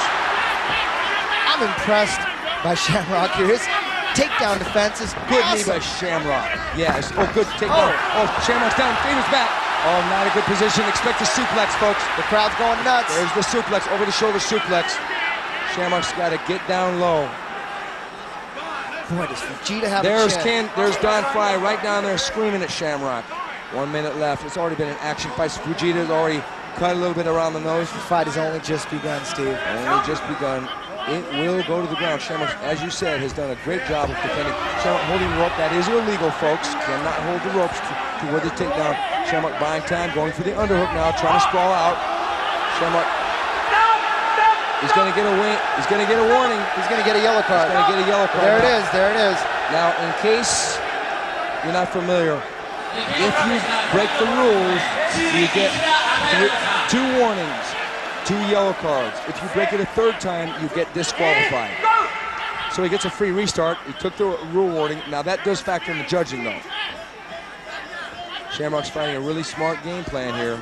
Although Ken Shamrock got a yellow card, at least they separated him. That goes to his advantage. Shamrock is sprawling and coming up punching. Fujita's throwing his own good left hand by Shamrock. Fujita is rocked. Fujita is rocked, but he keeps coming. He keeps coming. Oh, good uppercut by Shamrock. Fujita's in trouble. He's in trouble. Huge trouble. Shamrock going crazy with the punches. Uppercut by Fujita's on the way down. Fujita's in trouble. Shamrock shouldn't stay down with him. Wow. Shamrock hurt Fujita big time. Fujita going for what he knows. Trying for the single. Trying for the double. Got him in the clinch. Shamrock going for the guillotine. Shamrock's got He's got it in tight. He's got it in tight. He's got a hell of a guillotine, but he's out. Fujita's got one of the strongest necks in mixed martial arts. I don't know. He's got it in. He's got it in, Steve. He's about to tap. He's got a strong neck. He's got it in. Oh my God! Oh, look, his face is turning purple. This could be it, fellas. Blood pouring out of Fujita's nose here. And those punches rocking his world. Fujita's almost out. He's fighting his way out. Ken looking awesome. He's got the arm in. Fujita's got the arm in. He's not in trouble now. Ken's got to be sure to be patient. The crowd cheering Fujita on. This is a great fight so far. Maybe better than expected. Shamrock coming back. Shamrock's got to make sure he doesn't spend his wad in this. Fujita's wobble. If Shamrock catches him with a couple more punches, this fight could be over. Beautiful strategy. You notice Ken Shamrock is sprawling, then brawling. He's not trying to catch Fujita coming in. There's the shoot by Fujita. He's catching his base and then hitting. Fujita's shoot is slower now. Shamrock with the uppercut in the clinch. Fujita seems to be a little winded here. That guillotine, even though it didn't submit him, takes a lot of air out of you. Shamrock punching away. Both men oh, big right hand by Shamrock. Grazing shot to Fujita's head. Fujita trying with his own punch. For a second there, it looked like good knee by Shamrock. Looked like uppercut by Shamrock. Looking good. Shamrock fighting the perfect fight against Kazuyuki Fujita. It looks like Ken's cut. It looks like he's starting to tire a little bit, but he's still in command. Look at Fujita. Fujita is a little hesitant now about the shoot because he knows he's going to just sprawl and eat some punches. And he wants to get his head back in shape. Probably still spinning a little bit from those punches to the head. Shamrock a little winded from the guillotine attempt. 4 minutes gone in the round, 6 minutes left. A tremendous fight so far. Yeah, it looked like Ken expended a lot of energy trying that guillotine. That's the one thing about that move. If you don't get it, you kind of blow your wad a little. Yeah. Both men, oh, there's the shoot. There's the underhook by Shamrock. Shamrock pushing him back, not wanting to waste any punches unless he got a clean shot. Or was he too tired to throw a shot? Now, Shamrock looks like he's chambering a kick. He's almost telegraphing that kick. Shamrock's got to catch a second win. Oh, goes for a kick. Oh, referee putting the mouthpiece back in Fujita's mouth. Touch gloves. Low kick by Shamrock. Fujita tries to grab the leg, but Shamrock does a half a whizzer and spins out. So far, Ken Shamrock is fighting the perfect fight. That's right. Sprawling, brawling. He's hurt Fujita. He really hurt him. He almost knocked him out. He knocked him down. It was a slow knockout, but they don't real knockout. They were halfway through the round, folks. Plenty of time. Now both men are going to catch their second win. Fujita's going to shoot, and there's the sprawl. It's a pretty good shoot. That was a great shoot. And what Shamrock... Wait a minute. Shamrock... Was it a headbutt? What happened? It looked like an accidental headbutt. May have been an accidental headbutt or a groin shot. I'm not sure what happened, but the referee did break the fighters. And it looked like Ken was definitely affected by it. There they kind of turned away. Touched gloves and resumed the action. Fujita only has one thing he can do, and that's shoot. He can't really trade with Ken. He can't kick with Ken. He's got pretty much one dimension. Ken knows that. Ken has 3 dimensions. Ken can take people down. He can punch with people, and he can also... Oh, good uppercut by Shamrock. Right uppercut, straight up the middle. Shamrock out-punching Fujita here. Ken Shamrock coming alive. Okay, Shamrock underhooking. Fujita trying for a knee, but nothing on it. Well, you can tell his stand-up isn't quite where it needs to be. You know, Ken Shamrock leaned out a little bit for this fight, dropped maybe 5 pounds, and it seems to be the right strategy because he's fast. His striking, training with Alex Andrade over there through Lions Den has really improved his game. Oh, good uppercut by Shamrock. Now he's got him in a tie clinch. The knee right at the middle could be a disastrous effect on Fujita. Can Fujita take punishment or what? He can take a shot. I mean, he really has come back. Now that knee had nothing. Oh, there's that a knee. was more effective. Yeah, now Fujita got Shamrock in the corner. I tell you what, if Fujita can keep coming forward and tire Ken Shamrock out a little bit, he might turn this fight around. I think Fujita is running on empty at this point. I think he's got to really pace himself. Shamrock is really winded as well. Shamrock is looking like he's going to get another yellow card. Oh my God. Ken Shamrock threw in the towel. Can you believe it? Unbelievable. Unbelievable. Unbelievable. Oh my. Yeah, I saw Ken Shamrock yelling to his corner about the towel. I didn't know what he meant. He was yelling at his corner to throw in the towel. Something happened. You know, I mean, what an incredible fight. It's sort of an anticlimactic ending, but nonetheless, Pete Williams from the Lions Den threw in the towel, evidently from a command from Ken Shamrock. Ken may have, I don't know what the problem was, but he for sure was running out of gas. Fujita was too. Fujita kept coming. It's kind of one-dimensional. Okay, it's officially a TKO for Fujita in 6 minutes and 42 seconds. What an awesome fight, Eddie. What a big win for Fujita. Big win. The Japanese fans going nuts. Amazing. That guy can take a baseball bat to the side of the head. You know, Shamrock fought a really great fight. I don't think that he's going to lose any respect for this effort because he came out and he fought one of the strongest up-and-comers in the business and took him right out of his game plan. He didn't even let him take him down once. I tell you what, give Fujita another year, submissions with the right guys, little stand-up, he's going to be tough to beat. He's going to be real tough to beat. Under a different name, under Saito. Here Fujita shoots for the takedown. Ken underhooks and sprawls. Blasts him with that left hook. Really rocked him. And Fujita just kept coming back. Got him in a tie clinch. This was a war. Look at this. They're just like going for it, trading. Ken came out to try and knock Fujita out. Yeah, Ken Shamrock has nothing to be ashamed of. To me, he dominated the whole fight. He just ran out of gas. There needs to be a rematch here. There needs to be a rematch soon. Oh, look at that left hook. Oh, my God. He's got him in trouble. Fujita hang on for dear life. Fujita can't drop down low enough to get the shot. Oh, good uppercut. Shamrock just in control here. The mouthpiece goes out. He almost knocks him out right here. Right hand's over the top. Fujita tucking. Uppercut. Fujita goes down on one foot. Shamrock.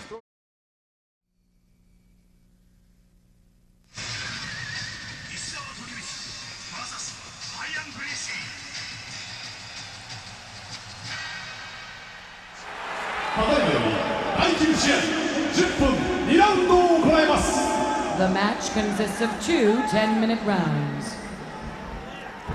青コーナー174センチ80キロハイアン・グレイシー Ian Gracie now, Eddie, you know he's the bad boy of the Gracie family. We'll talk about that a little later. 赤コーナー182センチ85.5キロ石澤時光 Tokimitsu Ishizawa. Now that's an intense stare down, folks. Yeah, they both have something in common. This is both their first mixed martial arts fight. Although Ryan's been in hundreds of street fights in Brazil, he's known as the bad boy, the Gracie Devil. Yeah, he said that he wants to put that bad boy image behind him now, but we'll see if he can get past Kendo Kaishin in They're his both first mixed martial arts fight. Here we go, round They're both one. better to go. Brazil versus Japan, the classic matchup of Brazilian Jiu-Jitsu versus Japanese professional wrestling. No secret here, people. Renzo needs Tokimitsu Ishizawa on the ground. Yeah, Hyan does need to take him down. He's going to have a hell of a time. Beautiful! Coming in with a double jab right hand fake into my. a single leg takedown. He did what we thought he could do. That was Impressive. extremely impressive. He took down Ishizawa. Ishizawa's got a loose guillotine. Hyan trying to keep him down. Ishizawa sprawling out now. In a stalemate on the corner. The entire country of Brazil loving that, loving that. That was unexpected. Ishizawa is not really applying that guillotine hard because he doesn't want to waste energy, and Hyan knows the escape. But Hyan seems to be, getting some facial color there from the move. Crowd loving it. His arms in. Hyan's been here 1,000 times. What Eddie at means by least. that is that Tokimitsu's got his left arm around the neck of Hyan Gracie, while Hyan Gracie has his left arm inside of Tokimitsu's right arm, relieving the pressure on the neck. If Hyan Gracie's left arm was not inside of Tokimitsu's right arm, there would be enormous pressure on his throat. Every submission attempt by Tokimitsu and Sakuraba will be followed by a huge roar from the crowd. Whether it's in tight or not, the Japanese love submissions. Especially the Japanese. Well, it's interesting because you've got two ground fighters, and here we are on the ground. I guess the nerves went right out of the window when Hyan Gracie shot in with that fake double jab right hand and took that leg and boom, right down on the ground. You think? He's got the head out. Tokimitsu grabbing the ropes. That is illegal. Yeah, he might get a yellow card. Oh, nice knee by, Hyan Gracie going crazy. Oh! It's over! Hyan Gracie! Unbelievable. Big win for Hyan Gracie. Huge win.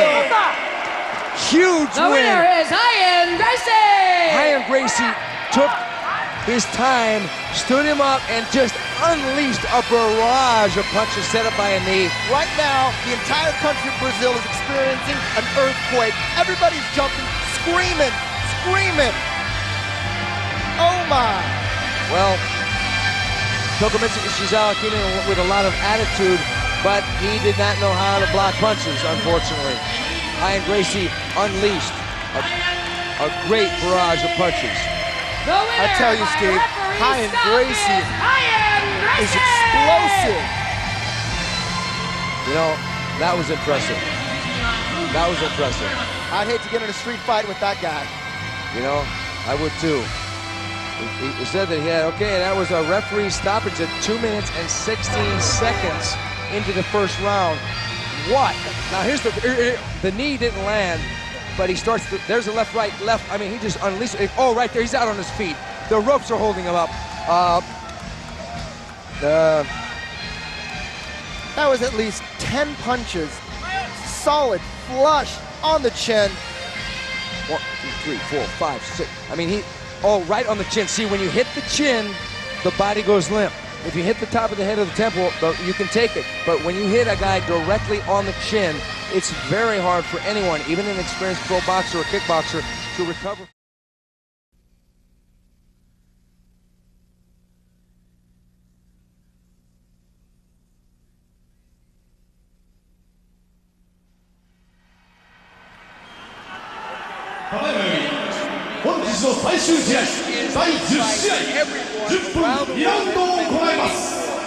The match consists of 2 10-minute rounds. 青コーナー178センチ79キロRenzo Gracie! Oh, here it is, Eddie. Renzo Gracie, Brazilian Jiu-Jitsu. Oh, this is going to be a great one. 183センチ85キロ桜庭和志 Kazushi Sakuraba, this is the fight of the century. We've been waiting for this. People around the world have been waiting for this fight for over a year. This match was made a year ago, and it fell through for some reason, but now it is happening. It doesn't get any bigger than this. It's on, and it's on right now. Oh, this is now, boy. I can't, you know, up until now, this fight, this Pride has been an awesome, awesome show, and this is beyond icing on the cake. And here we go. It's round one. I don't think I made myself clear, Steve. This is the biggest fight in mixed martial arts history. This is it right here. Yeah. Two of the greatest meeting. Renzo coming out with a right roundhouse kick to the body. Sakuraba exchanging his own kicks. Oh, this could be a stand-up war, or this could be a ground war. It could go either way. Renzo wants to make Sakuraba take him down. He wants to strike him and take him down. He feels if he tries to force the takedown, he's going to expend a lot of energy. So he's going to go in there, trade with Sakuraba. He feels like he can. He feels like he can box better than him. There he goes. Okay, he's going in there swarming with punches. Good knee up the middle. Not a lot on it, but the fact is he's got Sakuraba in the corner. And Sakuraba taking his time, being patient. Now, Sakuraba, when he fought Royce Gracie, Renzo's cousin, was very, very patient because the fight was with no time limit. This fight, contrarily, is for 2 10-minute rounds. So he probably will be, Renzo pulls guard. Exactly what Renzo wanted. Exactly. Now you hear the crowd cheering, but this is what Renzo wanted.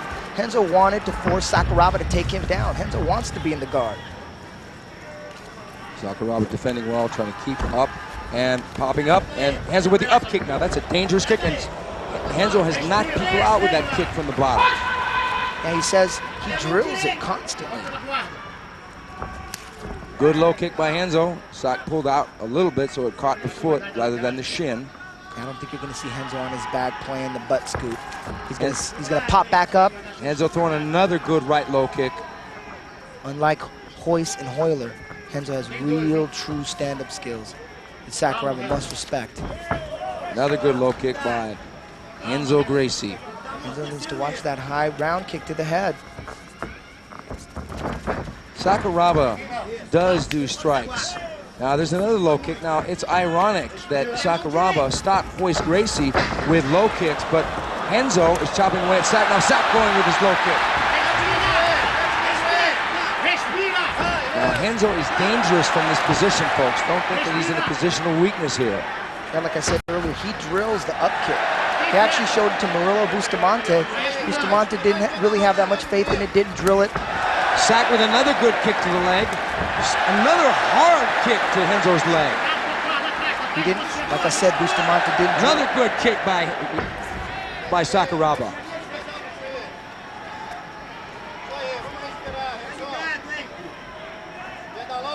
Okay, now there's a little bit of a stalemate here. Now Sakuraba pressing the action. Renzo trying to stomp at the leg. Renzo back up. More action. Smooth. That was smooth. He got up. Yeah, as you were saying about the kick he taught to Murilo Bustamante before he fought Jerry Bolander, Eddie. Yeah, he didn't believe in it until he saw him knock out Oleg. And then Murillo didn't believe it. Yeah, he didn't believe in it. Then he saw Renzo knock Oleg out. Oh, nice roundhouse kick, but it was blocked. It was blocked. And Renzo made a big deal about showing everybody that it was blocked. But they're coming in swinging bombs here, folks. Don't blink on this one. Good right hand by Sakuraba. I don't know that Sakuraba should try and kickbox it. Now Renzo shoots in for the single. Sakuraba underhooks, and Renzo gets out without eating a knee. These guys are throwing down, trading. Man, this is a fast action fight. So far, Renzo may have had the upper hand, landed more strikes, more low kicks. Sakuraba is fighting more aggressive than I've seen in any of his fights. He's coming forward using his hands. He's really not known for his hands. Okay, so both men have their right knees taped up. Maybe from previous injuries, or maybe just from, oh, good left round. Nice chipping right hand by Sakuraba. And so he's got to keep his hands up because Sak will throw bombs. Nice right low kick by Sakuraba. It's turning into a kickboxing war. That didn't have much on it. Looks like Sakuraba's going to try to chop Renzo down. Renzo's got a tie kick of his own. Now, Renzo has got to make sure not to shoot as well, because Renzo does come in pumped up and try and get aggressive sometimes in the early part of the fight, and he can fade sometimes midway to late through the fight. Sakuraba pacing himself, kind of waiting for Renzo to dictate the action, of which he has been so far. But Sakuraba has switched to southpaw position with the right foot in front. Renzo shooting in, Sakuraba trying the knee. Sakuraba going for another low kick. Great fight so far. A lot of strategy coming into play right now. Renzo realizing that Sakuraba is not just going to get knocked out real quick. 5 minutes into the round, halfway through. Trying to outfox each other here, trying to outfake each other. Who will make the first move? Who will make the first mistake? Sakuraba being the aggressor, backing Renzo up. Oh, good. Low kick by Sakuraba. Both men exchanging punches, none of them landing. Renzo coming back with a nice low kick of his own. Those roundhouse kicks will take their toll later in the fight, because you kicking a guy enough in the leg, it's hard for him to shoot. It's hard for him to have mobility later on. I tell you, Steve, I'm impressed with Renzo's stand-up. Are you? Yeah, I really am, because Renzo has really boxed and kickboxed well. He's missing wildly sometimes, like he just did there. But the fact is, he's pressing the action. He's low kicking well. His hands are okay, but his kicks are the ticket. Sakuraba has landed some good counter shots. I don't think we're going to see the back kick, because in order to throw a back kick, you have to wait till the opponent slows down just a bit. And Renzo is all wound up in this fight. I have a strange feeling that we're not going to see too much groundwork today. Could be. Or if we do see it, we will see it in later in this round or in the second round.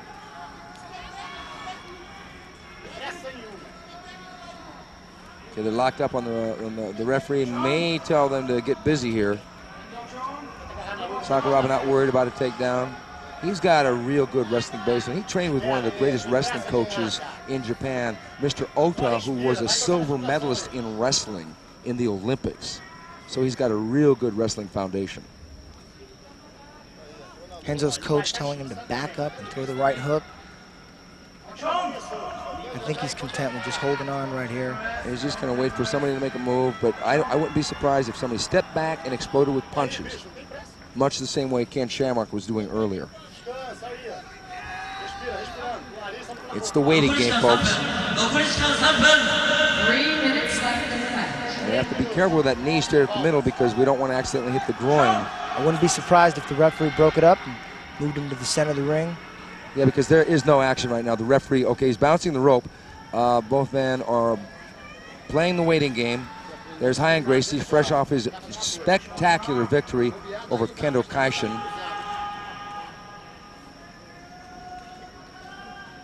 Sakuraba could basically be throwing the right hand to the body to loosen Renzo up, but they know about pacing. But this isn't an unlimited time limit fight. They should get busy, and there he goes, just as you said, Eddie.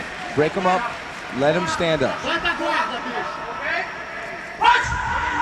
I think that's an advantage for Sakuraba, definitely. I think so too. Sakuraba goes to the body with a left roundhouse kick. Renzo blocks the kick, but still it digs in under the arm. Renzo needs to watch those leg kicks, especially the ones to the head. Sakuraba has powerful kicks, including the spinning back kick. I wonder if we'll see that today. Because Renzo is an orthodox stand-up fighter, meaning the left foot is in front, it would be the right back kick that would be the effective weapon.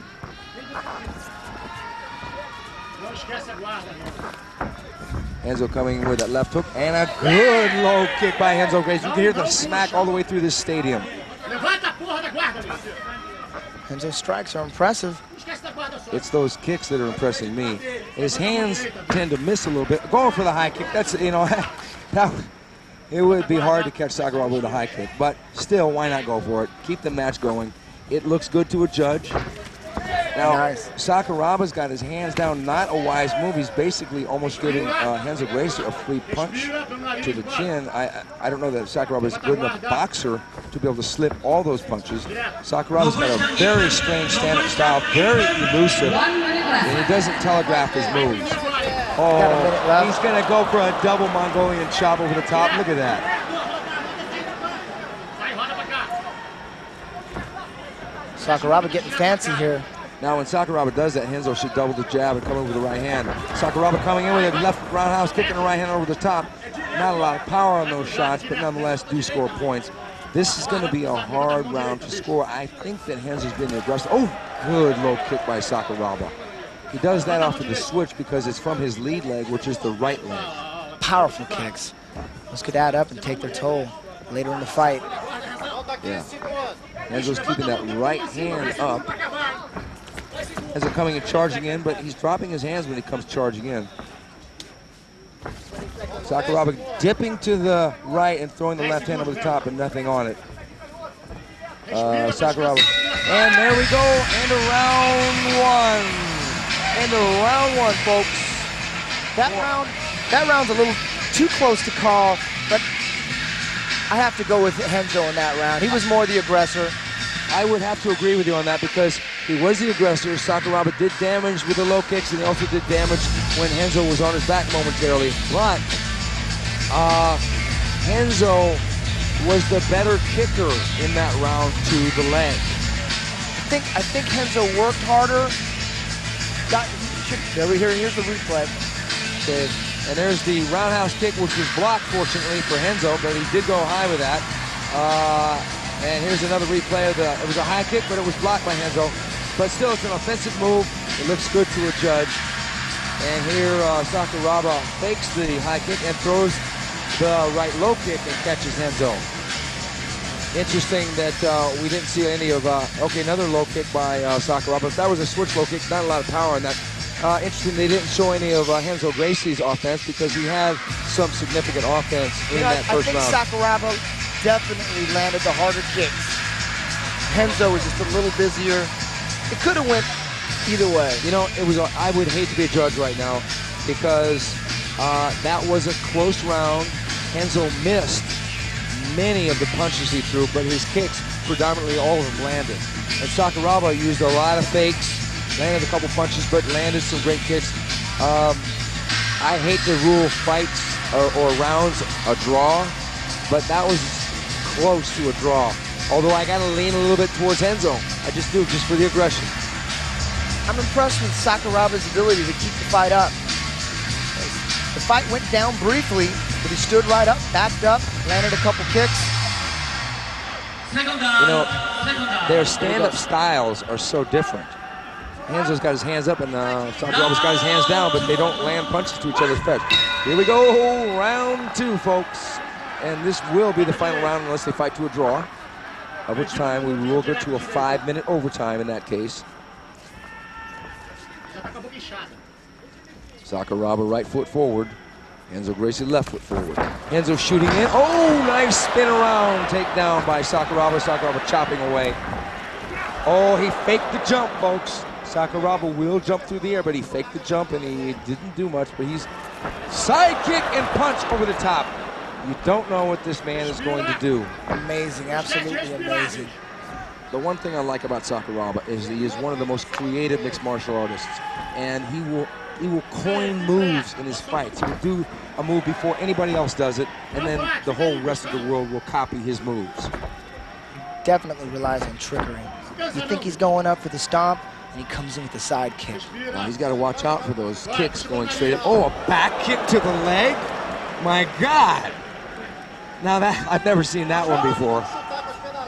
You know, that's shades of K1 great Andy Hoog, who used to throw back kicks to the leg. Maybe he's paying a little tribute to Andy Hoog. Yeah, Andy Hoog passed away several days ago. God rest his soul. Superstar from Switzerland, K1 fighter extraordinaire. Sakuraba on top, Renzo down on the bottom, eating a few kicks. And Sakuraba going to grab those feet much the same way he did with Vitor Belfort. And there's that up kick. Oh, he's got to be careful of that. Oh, good low kick by Sakuraba. That was a punishing kick to the thigh of Renzo Gracie. Seems like this is Sakuraba's game plan. He's taken Renzo down a couple times and then he backs up to get in this position. He wants this position. Yeah. When in his previous fights, it just kind of ended up in this position and he kind of took advantage of it. Now this is a strategy. Take a fighter down, back up. Oh, cartwheel! He almost got the leg. Renzo pushed up. Oh my God. What will happen in this fight? We don't know. Anything can happen. With Sakuraba, he just comes through with some of the craziest moves. I'd like to see another one of those. That You was know, nice. Another low kick. You know, Sakuraba's got this round so far. He's in control. Renzo back up, and Sakuraba comes in. Renzo goes over the top of the right hand. Most punches missing. Much more spirited round this time than the first round, although the first round they were picking a lot at each other. Like Renzo coming in, lunging in with the right hand. Here he goes. He's going to back out. Pulling He's going to guard. back out and try to attack the legs again. He's got a half a butterfly guard. I don't think he's going to try and sweep Sakuraba.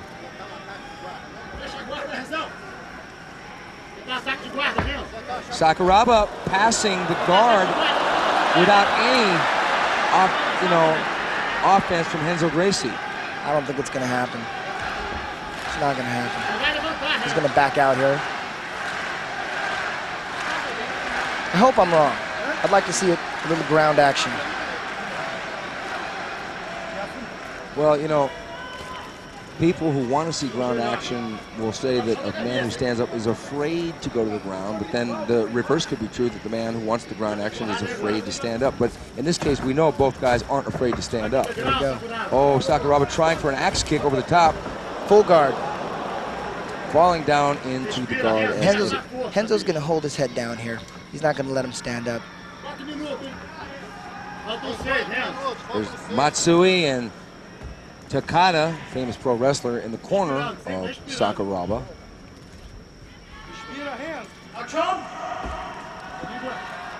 He's not going to let go of that head, trust me. Yeah, a bit of a stalemate here. I don't know that... Don't be surprised if he works an armbar for. He's scooting the hips out. Sakuraba's smart. Yeah, Sakuraba is really well aware of the armbar. He's got a great armbar of his own. He's scooting the hips out again. Sakuraba's going to readjust. There we go. Every time he moves his hips to the left, Sakuraba goes counterclockwise himself. There he goes. So he's countering that move. A little bit of a chess match here, slowing down of the fight, turning it into a classic ground battle.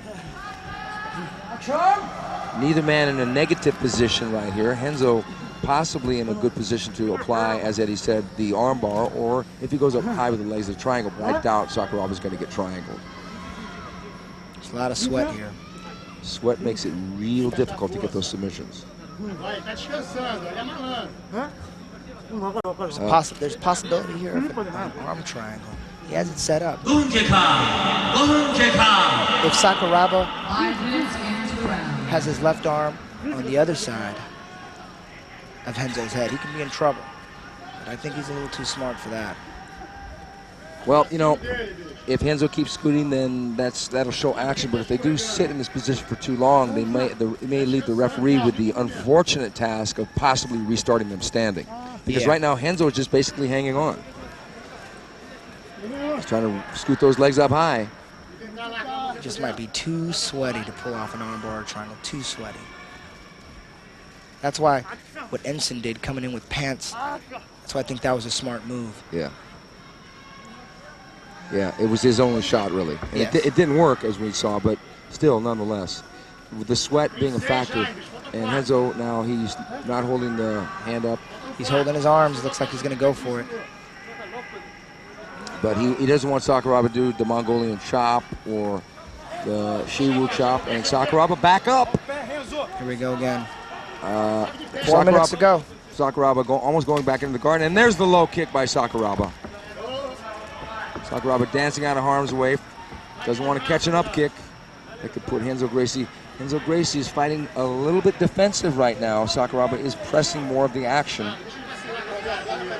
Tough round to call. I would hate to see this fight go to the distance. Oh, Sakuraba basically just toying with him now.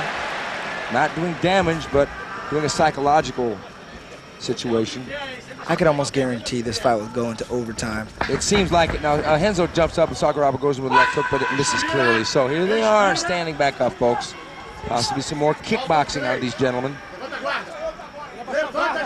This fight is too historic not to go to overtime. It's too close. Low kick by Sakuraba, answered by a right hand by Renzo Gracie. Good right hand. 3 minutes. Nice low kick. Sakuraba tries to shoot, and a knee and a right hand by Renzo Gracie. Putting him back. Oh, high kick by Sakuraba. It was blocked. He needs to watch those high kicks. Don't want to catch that high kick. Realistically, Sakuraba has never knocked someone out with a high kick, but, Sakuraba going for a single here. Going for a single leg, but gives it up. Renzo with that knee again. Renzo's scoring. Renzo's been working a lot of good Muay Thai, and those knees have been landing with some pretty solid effect. Sakuraba's not hurt, but they're not real weak knees. This fight is so close. Oh, it's so close. This will definitely go to overtime unless something dramatic happens in the next.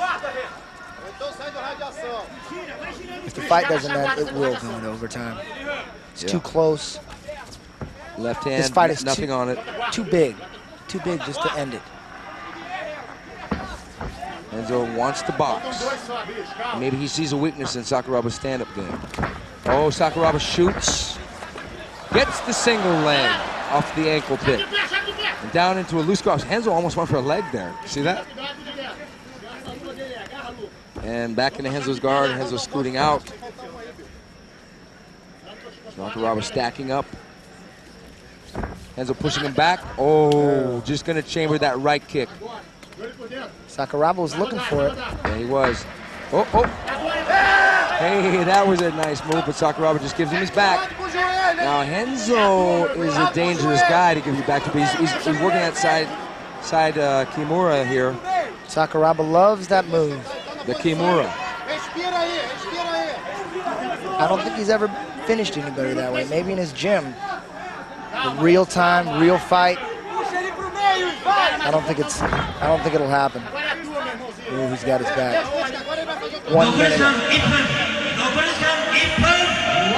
minute left. Renzo needs to make a move right now. 1 minute left. He needs to do something. He needs to sink his hooks in right now. He needs to go for it. Yeah. Okay, Renzo's on top, but Sakuraba is not in danger at all. Sakuraba, he would almost invite Renzo to try to hook the legs in because he want to go for the knee bar. Oh! What a great move by Sakuraba. He's got into a side control. Got a Kimura on Renzo Gracie. Renzo's in danger here. There's only 1 minute left. We don't want to have another Royal Gracie situation here, folks. What happened? What happened? What happened? Oh, was the round over? Did Renzo break his arm? He might have broke his arm. I think his arm is broken. He broke his arm with a spin around. Oh my God. This is huge. Oh my God. He broke his arm. It's over. Oh my God. Sakuraba dislocated Renzo Gracie's elbow with a spin around Kimura. Boy, was I wrong about that move. Well, yeah, you were, but it doesn't matter because Renzo fought a spirited fight, but that spin around Kimura, a dangerous move. He fell into it and it was snap, crackle, and pop. There was a referee stoppage realistically for Renzo's arm. Referee stoppage at 9 minutes and 43 seconds into the final and second round. Sakuraba has defeated Renzo Gracie. Unbelievable. Unbelievable. So it's Sakuraba is now 3-0 against Gracie's, and this was the best Gracie he fought. I mean, Renzo Gracie gave him the best fight. I gotta tell you, I hate to use this cliche. Sakuraba is the man. Here it is right here, the spin around right there. Oh, devastating move right there. Oh, Renzo, right there, the elbow. Oh, it's a bad, it looks like he dislocated the elbow. Yeah. It's twisted all the way around. You can see it right there. Renzo didn't tap. His arm is bent backwards. That didn't look pretty at all. Sakuraba has proven it. He's the best fighter in the world, no question. There is no question. If anybody had doubts before this fight about Kazushi Sakuraba's authenticity of pro wrestling going in good, this is proved beyond the shadow of that. Here's it is. Spin around one more time. right there. Kimura up top and spin around into the side mount and cranking that. And it looks like it dislocated the elbow. A devastating technique. Kimura tap out. There wasn't going to be another Hoyler Gracie situation with